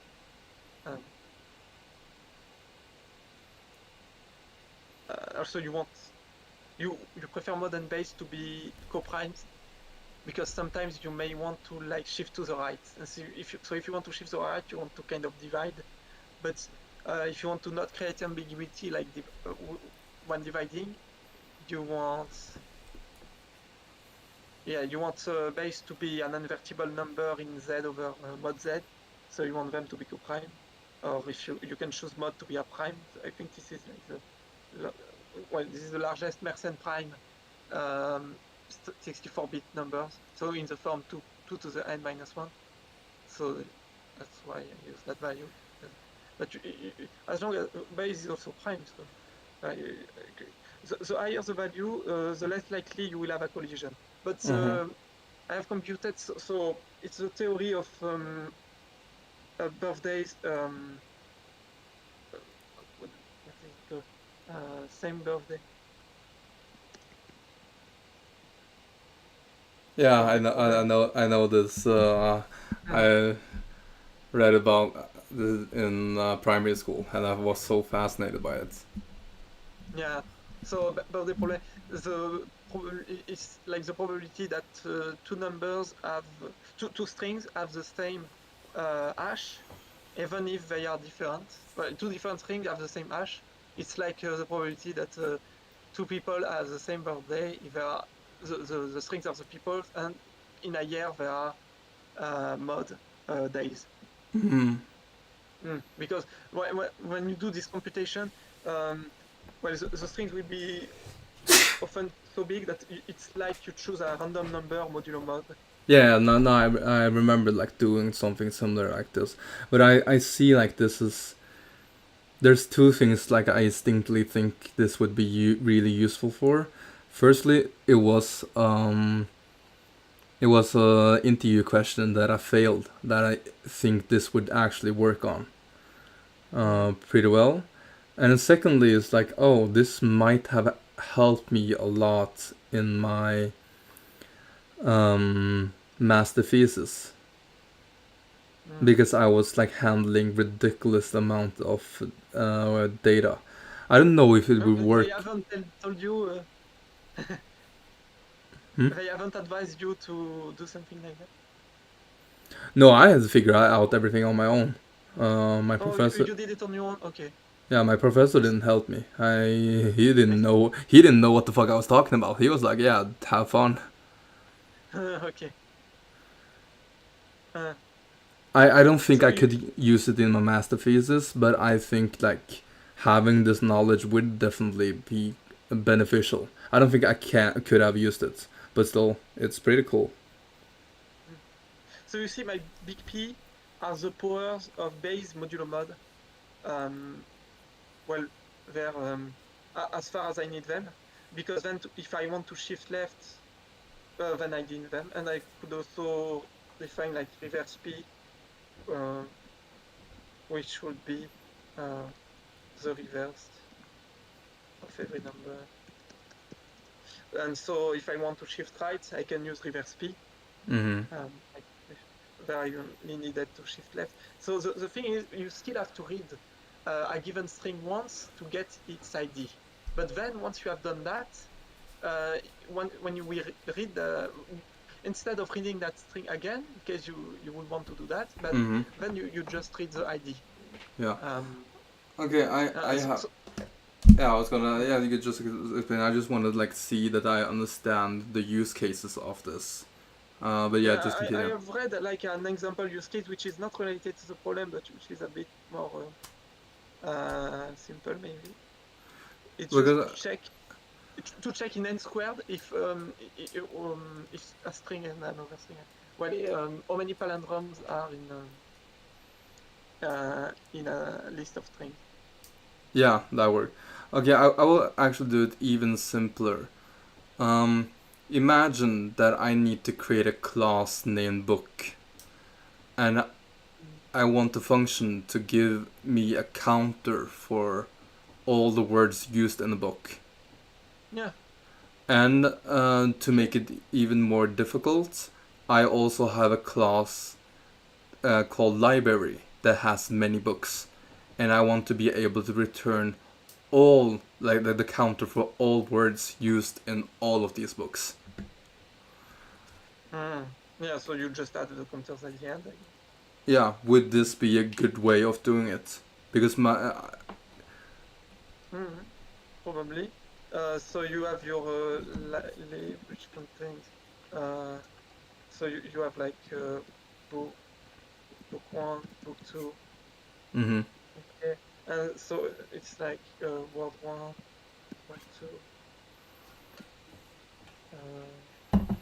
and again. Well, you just read, so you can have a counter, and instead of the keys, instead of being words, they are the hashes of words. Mm-hmm. So there you will have C1, C2. And what is the next step once we have all these counters? You want a global counter? Yeah, You I want want to to like merge them together? exactly. Okay, so then, well, we are overcomplicating because we can just like delete those brackets and just like consider every word. And so the counter, instead of having to do the sum of everything, it will just work with the counter of that.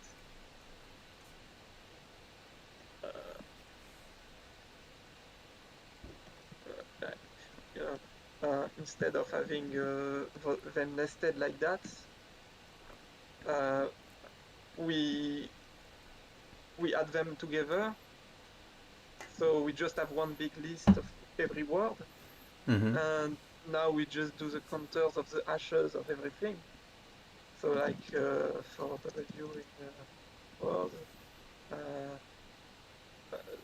C of hash W equals 1, and then hash.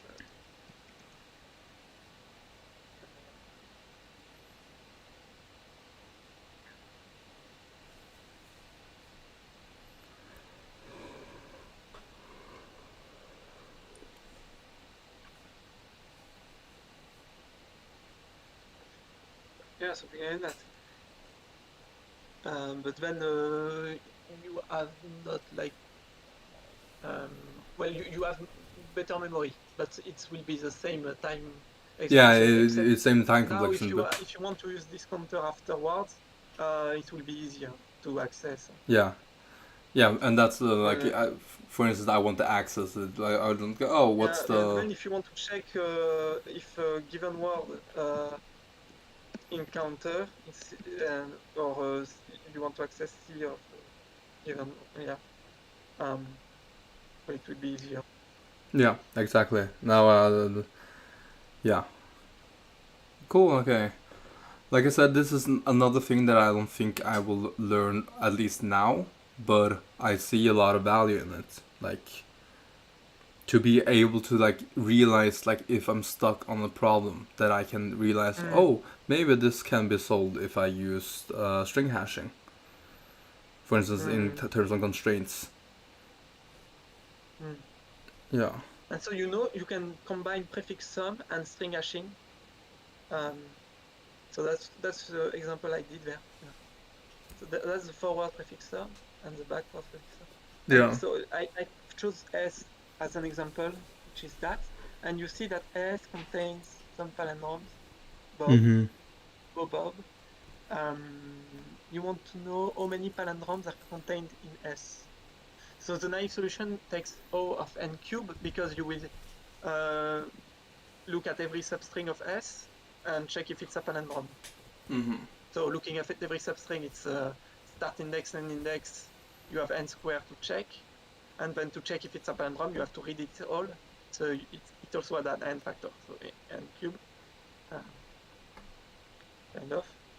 And with string hashing, in O of 1, you can know the hash of every, well, with O of n precomputation and constant time afterwards for query, you can determine the hash of any substring whether in O of 1. So you just have to look at every substring, so it's still n squared, but then you just check if the reverse hash and the hash of the string are the same, so it's O of 1.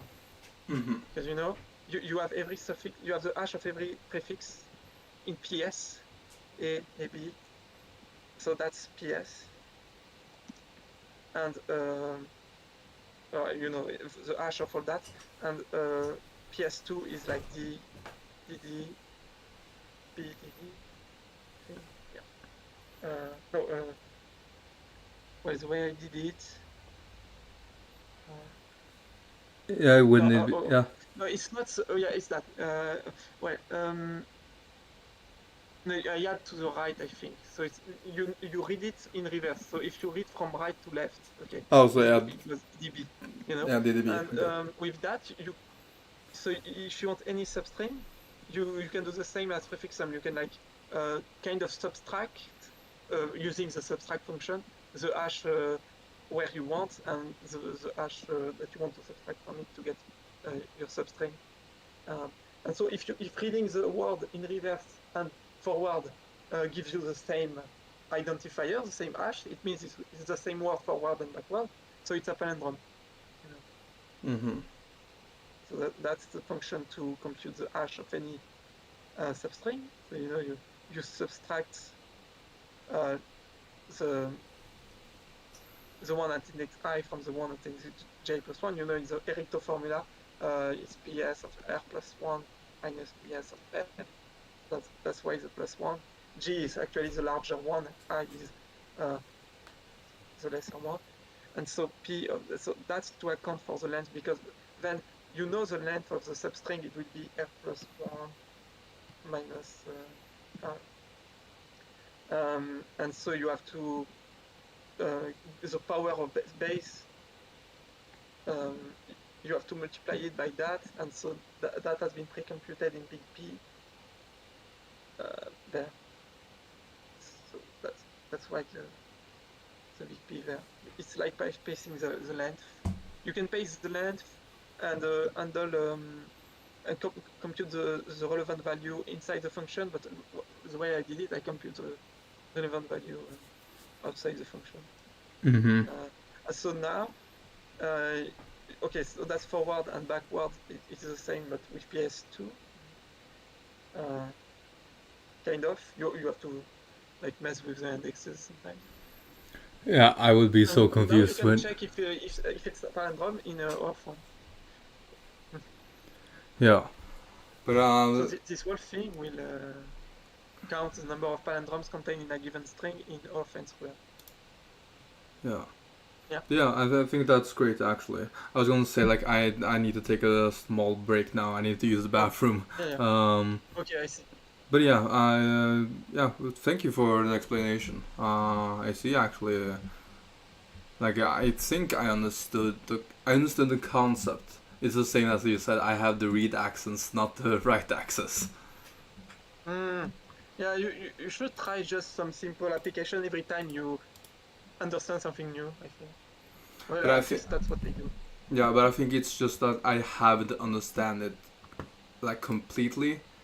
It's just like I what analogy can I use?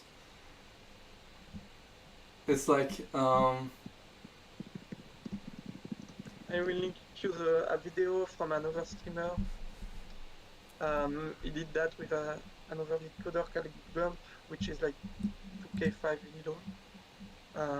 And he explained also string hashing. Okay, thanks, man. But yeah, I would take a short break, and I would probably do this hard problem before I go to bed. But yeah, I will take a small break first. Okay, see you. Yeah, see ya.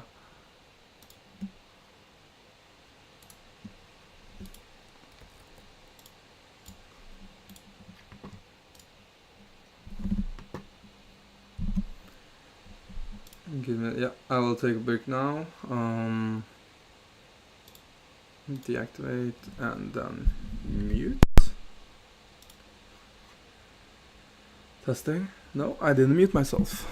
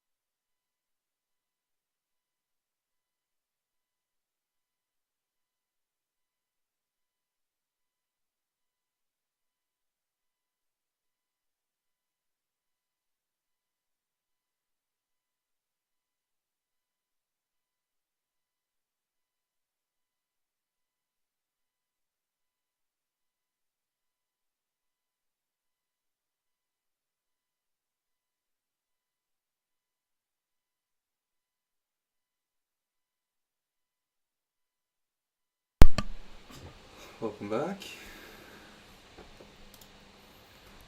Or anyone, yeah, maybe not, who cares?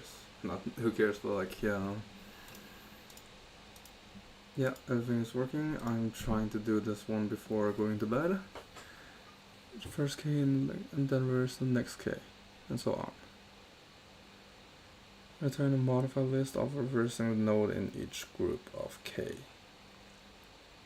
By node's next pointer, not the value of the nodes. Yeah. So, how would I do it an easy way?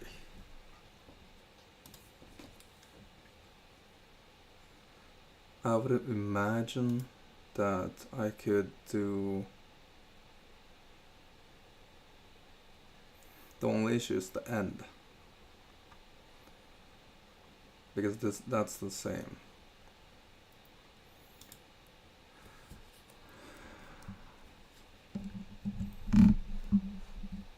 So let's just reverse it. Let's do I use a dummy?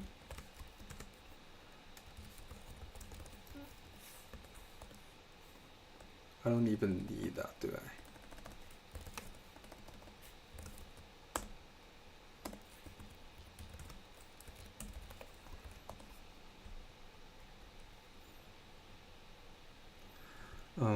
What do I need again?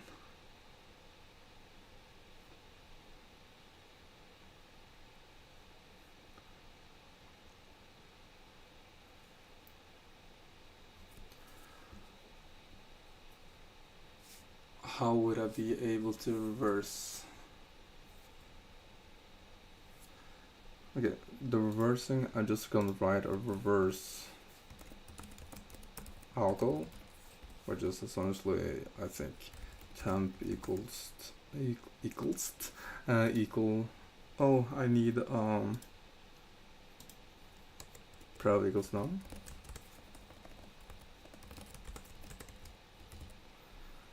This is dummy dot next equals to prev.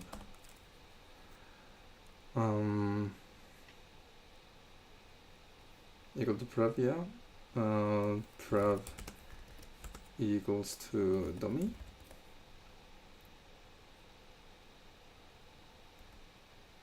And dummy equals to dummy next. It's equals to, okay. Prev next? No, what is? Give me a second.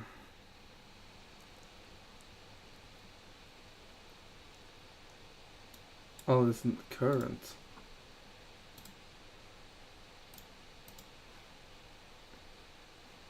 Yeah. Dummy next is equals to prev. Yeah. Prev equals to dummy. Yeah. And dummy equals to temp. Oh, stupid fuck. Yeah.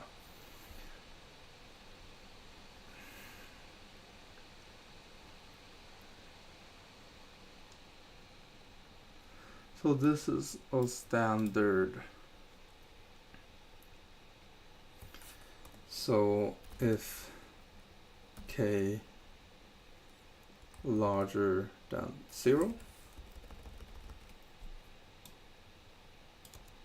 I will do this.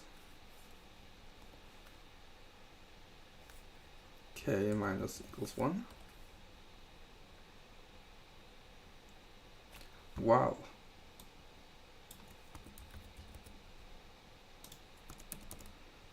K equals to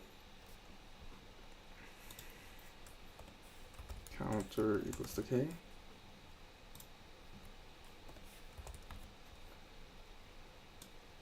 And count equals to K again.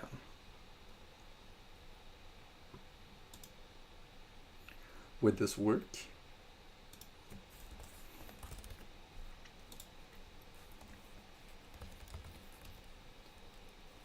Dummy. I just want to see like if this works or not.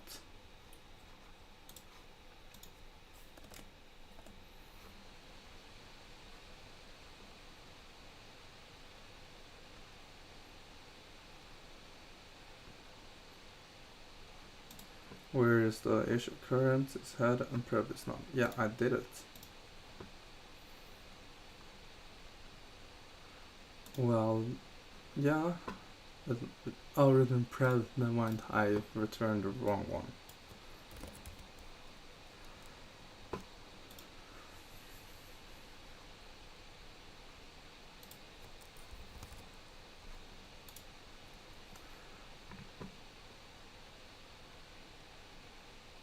Well, count is larger than 0.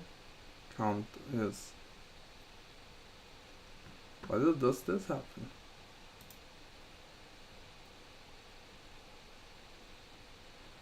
Yeah, why would it do this? Okay.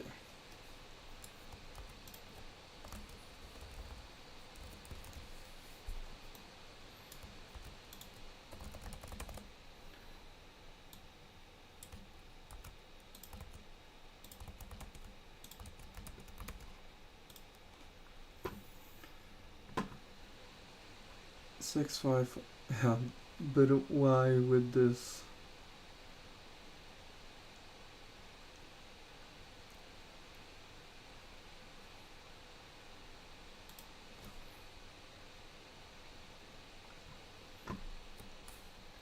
So it starts anew. I would assume it's probably dummy equals dummy next.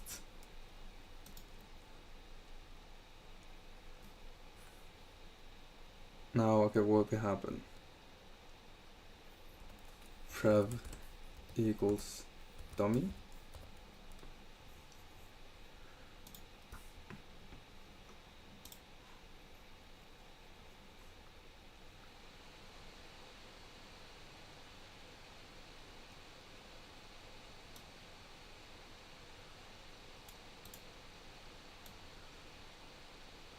Yeah, because, yeah, but this one should have 3, 2, 1, 4, 5. Oh, damn. No, I didn't give anything.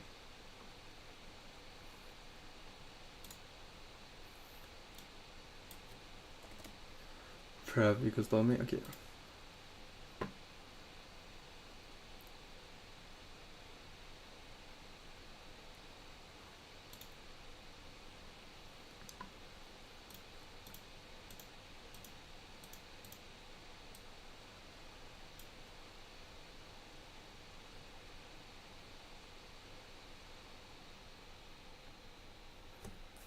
If dummy next, dummy equals dummy next.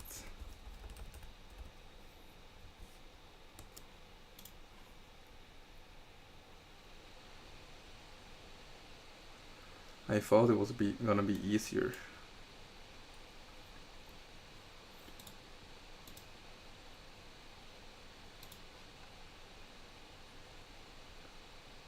Oh, I need to do either recursion or iteration.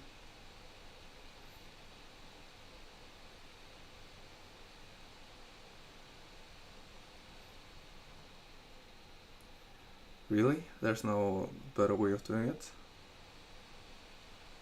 Yeah, exactly. Group is 0.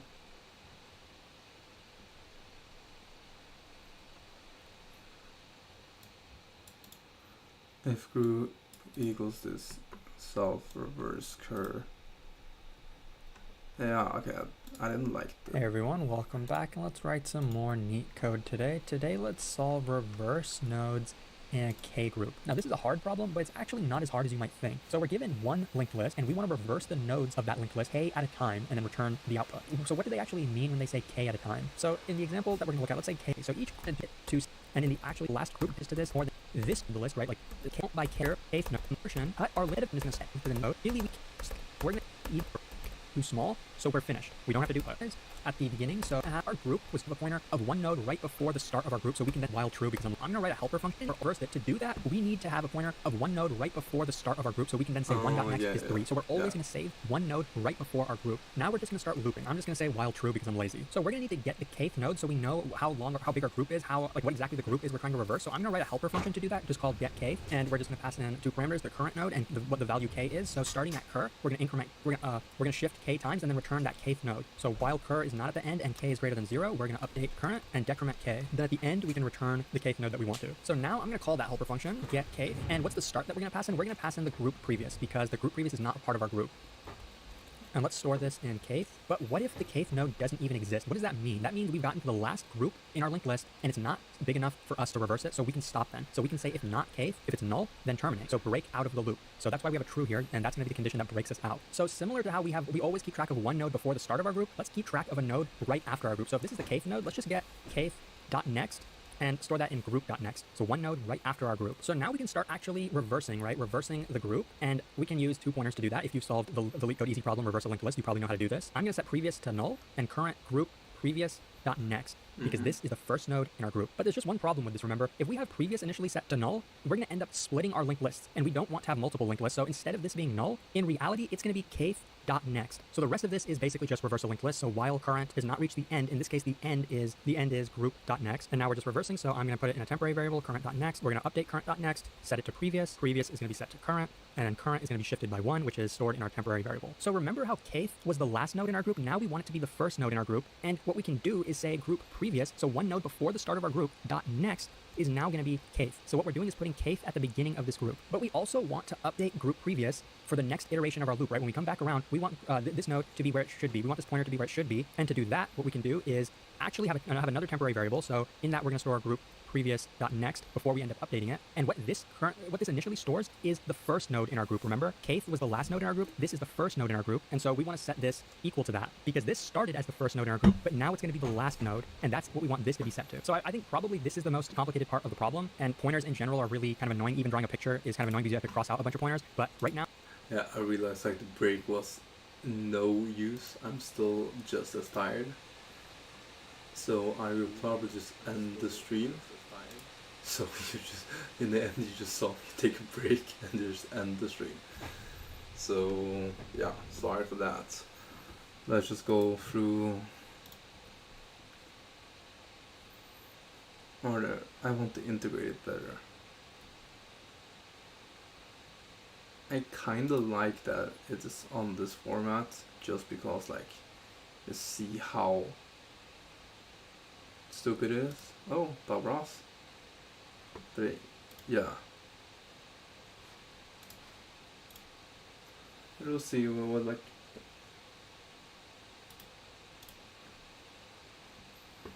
If there's something else. Yeah, I will need to do the. I skipped this one now. I don't think I'm able to do this. I think. Like this, I think is a dynamic programming question. I believe. Carfleet I should be able to do, to be fair.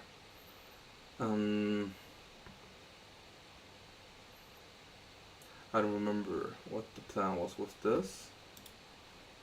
2-pointer. Yeah, trapped in rainwater. I think that was also like out of my scope. So we can look at trees. I just want to check like all of these out before going to bed. I might do some of them if like I see.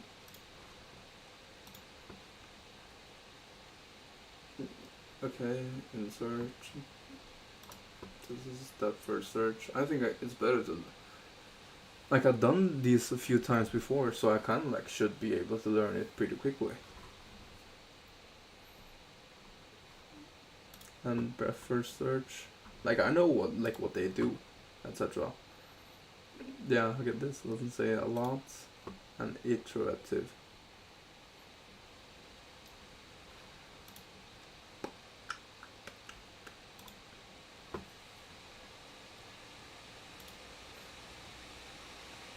Yeah. Oh, it's a new one? Really? I might do that then. Okay, I'll do this before going to bed. Word check if word occurs as a prefix of any word in a sentence.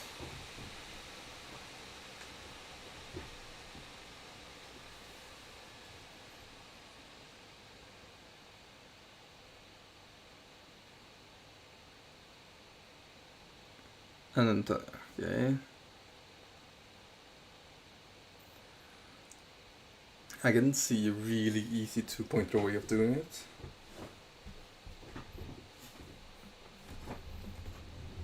Maybe that's what I do. Like I don't think I even need to think.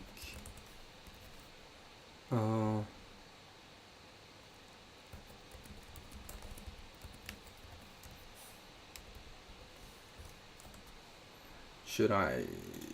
Yeah, I probably shouldn't do this. Sun list. So I split it into equal to its respective elements. I don't need to write it here. I just call it sum list. For I, okay.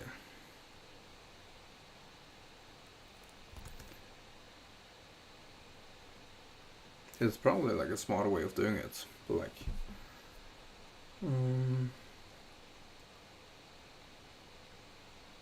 I need a pointer to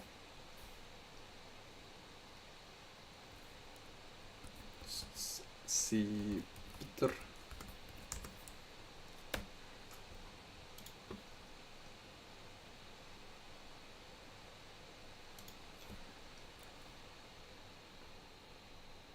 Yeah, just like the. Why am my brain working so slowly? Or why am I talking so weirdly? I noticed like I'm. Yeah, it's good to know that only is lowercase. Okay.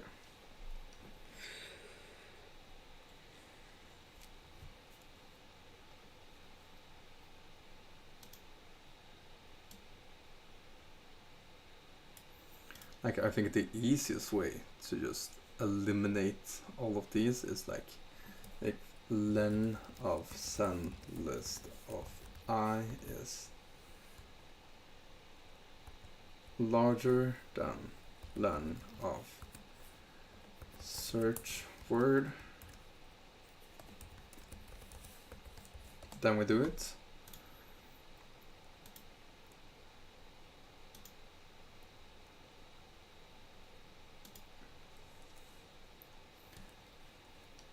I think I just do it blindly, you could say. If sun list of I of C pointer equals to search word of C search pointer,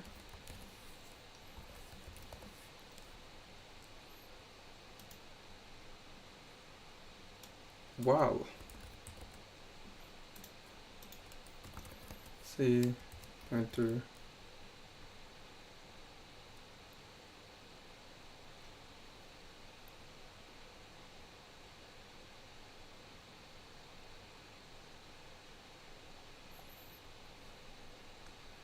C pointer plus equals 1. The only issue is if all of them are exactly the same.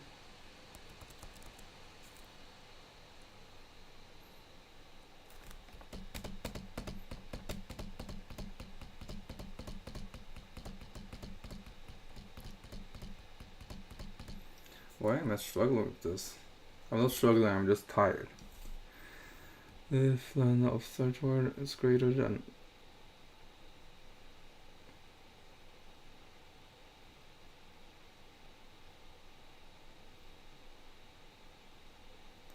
so if C pointer equals to len of search word minus 1,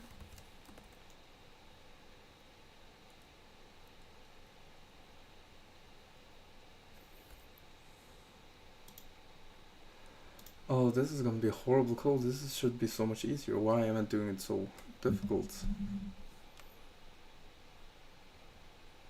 Why am I doing it so difficult?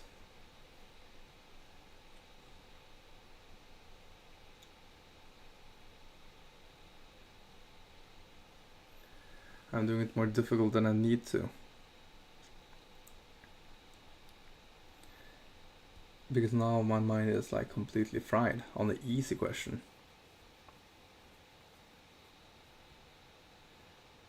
Because it's too many if and while and whatever. Okay, to be fair, this is fine. While C pointer equals to C search C pointer and C pointer is less than search word.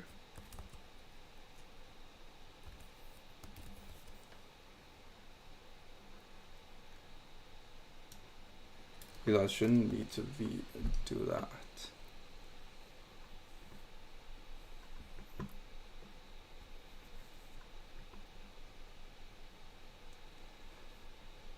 C pointer is okay, so in this case before -1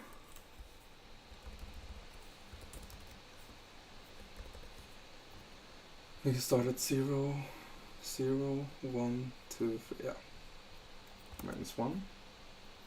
I'm tempted to do -2. Let's say -1.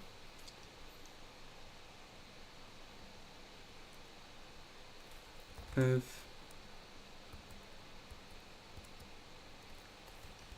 pointer, okay, if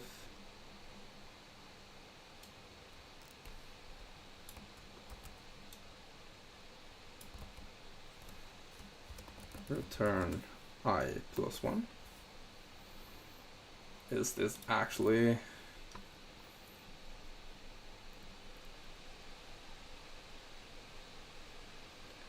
word? Pardon me. I don't think this is working. My brain is fried.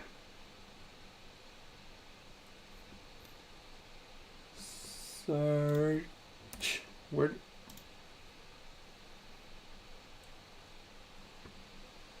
What the fuck? It actually worked. It actually worked. Return -1. It actually worked. What the fuck? I didn't expect it to work. It is an easy one, but still.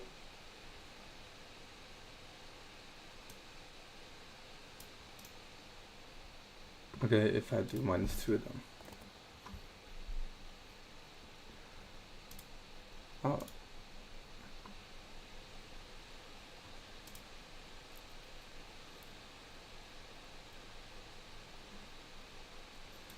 I think I still do -1. The easiest way to solve this.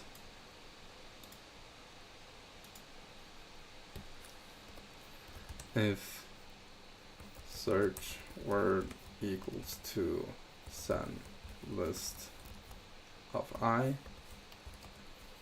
return I plus 1. Like, this is the easiest way of doing it.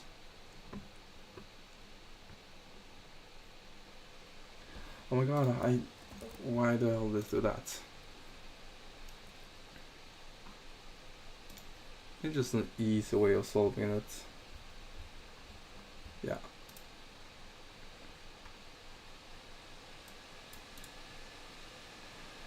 And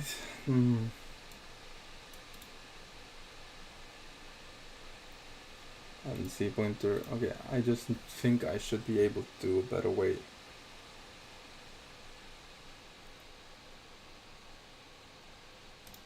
Oh, with this solve it.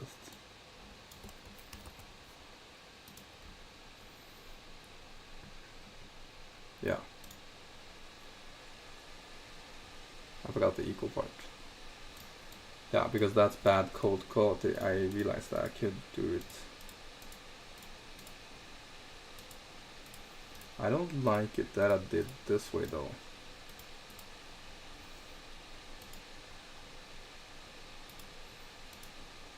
good doing a while and then checking.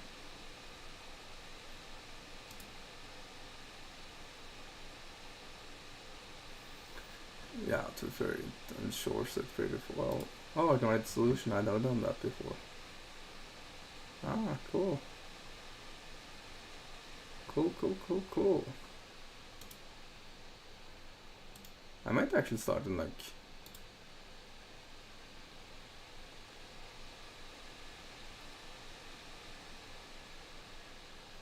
Okay, for instance, what did this guy do?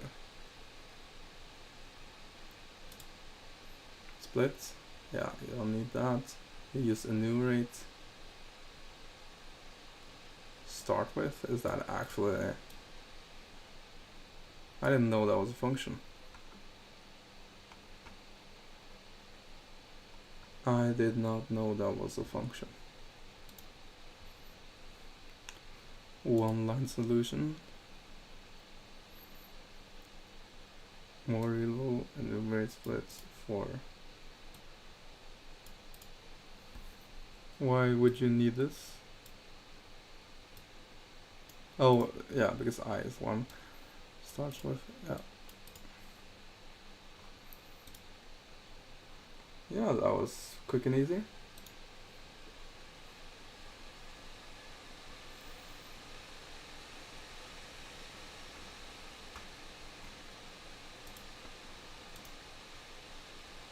When is the next weekly?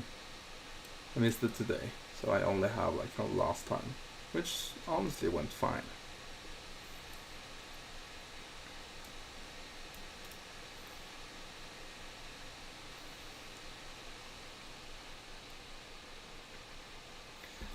Out of curiosity, what like expected Leetcode ELO rating? Progression?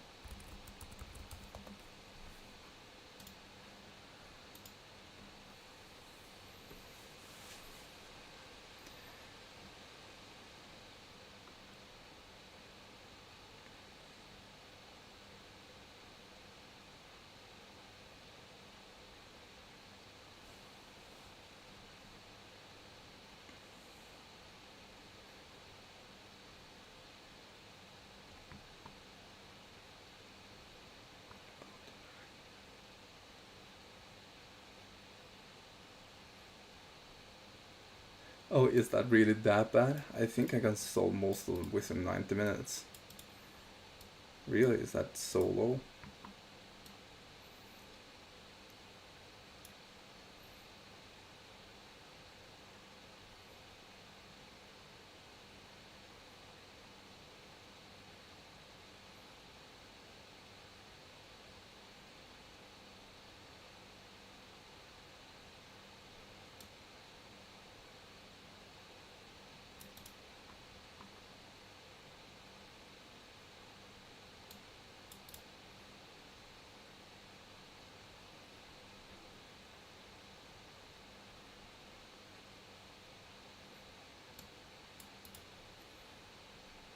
Want to be at minimum.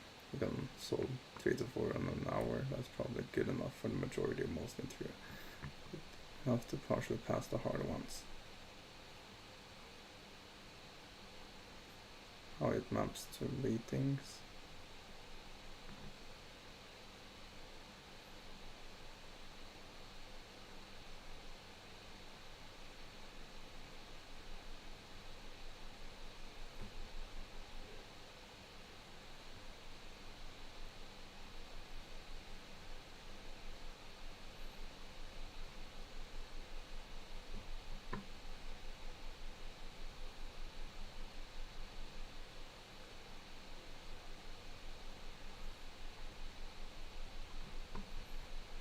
Okay, so I'm still far.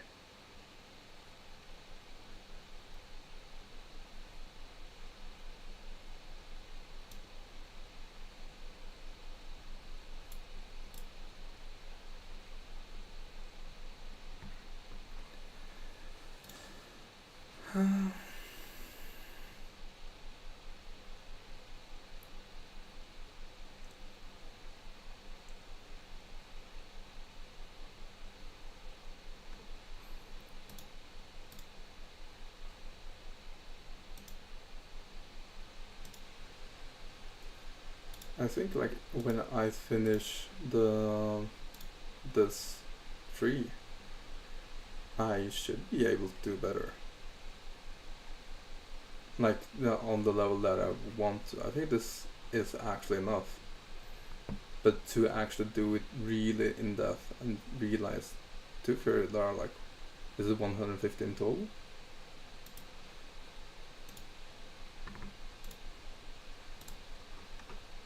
What happened? Why is this fucked up? No, no, no, no. Oh.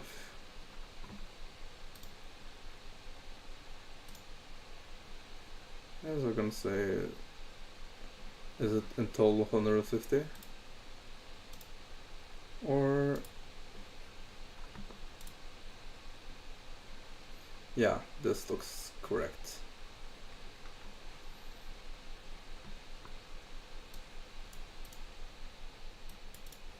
What is 75? Okay, this looks nice. Fuck yeah.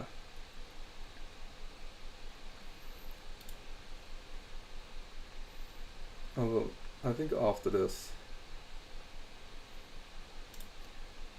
because I think the trees can be really quick when I figure out the system. I might actually, I wasn't supposed to do it, but I binary search tree, insert and remove, just like watch some YouTube videos and not think too much about it.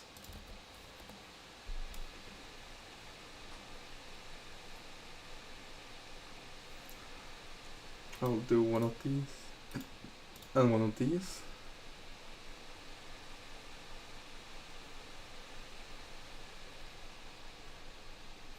These are pretty simple. Like I know, like I said, like I know the fear behind most of them. Fiverr. Find the right freelance service right away. So that's how they're growing so fast. Hey everyone, welcome back, and let's write some more Leetcode today. So today, let's solve the problem delete node in a binary search tree. We're given the root node of a binary search tree and a... Well, let's start with the basic. So This here's one. our binary search tree, and we're going to look at the insert operation. The insert operation is going to prioritize keeping all of the nodes in the tree exactly where they are. So what we're going to do is we're only ever going to add a node as a leaf in the tree. So say I want to add the number 5. What I'll do is I'll compare that to the root, which is 50. 5 is smaller, so it must go in the left subtree. I'll continue recursing down this left subtree. I'll look at the 30. 5 is still smaller than the 30, so it must go in its left subtree. I'll look in 30's left subtree at 20. 20 is still bigger than 5, so it must go in the left subtree at 20. I look and there is no left subtree at 20, so I'm going to place the node 5 as the left subtree at 20. Again, I'm going to look at inserting a node. I'm going to insert the key 31. Again, 31 is smaller than the root 50, so I'm going to look on the left subtree. Now it's bigger than the root 30, so it's going to go on the right subtree of 30. It's smaller than 40, so it must go on the left subtree of 40. It's smaller than 32, so it must go on the left subtree of 32. And 31 goes right there. The important thing to remember is that whenever we insert a key into our tree, it's always going to become a leaf in the tree. So we never rearrange anything. It always goes to sort of the lowest spot and fits itself as a leaf in that tree. Again, if we tried to insert something that was already in the tree, say we tried to insert the number 60, we wouldn't actually add anything. Now we'll look at binary search tree delete. There are going to be 3 cases. The first case is if we're trying to delete a leaf in the tree. If we're deleting a leaf in the tree, it's really easy. We can delete it and there's no reason to change any other part of the tree. So we could delete 20, or 36, or 65, 75, 85, and the structure of the tree won't change. Just the node that previously pointed to that tree will no longer point to that tree. So that was the case if I was deleting a leaf. If I'm deleting a node that has 1 child, so you can see 32 has 1 child, 60 has 1 child, 40 has 1 child. Let's look at a single one of those. If I'm deleting the node 32, what I can do is I can simply replace it with its child, and now 40 will point to 34, and we'll remove 32. This still maintains the binary search tree property because everything in the left subtree of the node 40 is smaller than it. Everything in the right subtree, which doesn't have anything, is bigger than it. Let's look at another example.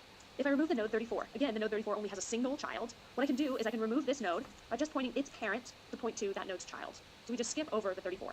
Again, the binary search tree property is maintained. Everything in the right subtree of the 32 is larger than it. This is always going to work. Whenever we're removing a node that has only 1 child, we can simply point its parent to point to that child. Now I'm The curious more of interesting case is the deleting third 50. case, where we're trying to remove a node that has 2 children. Consider removing the node 70. What we'll do is we'll find the thing in the tree that is next biggest. The way we can find the thing that's next biggest is we'll look in its right subtree because everything in its right subtree is bigger than it, and the thing on the very far left in its right subtree, so that's this 75. What we'll do is we'll replace the 70 with the 75. So we remove the 75 and put 75 as the new key here. Observe that this still maintains the binary search tree properties. Everything in the right subtree of 75 is bigger than it, everything in the left subtree of 75 is smaller than it.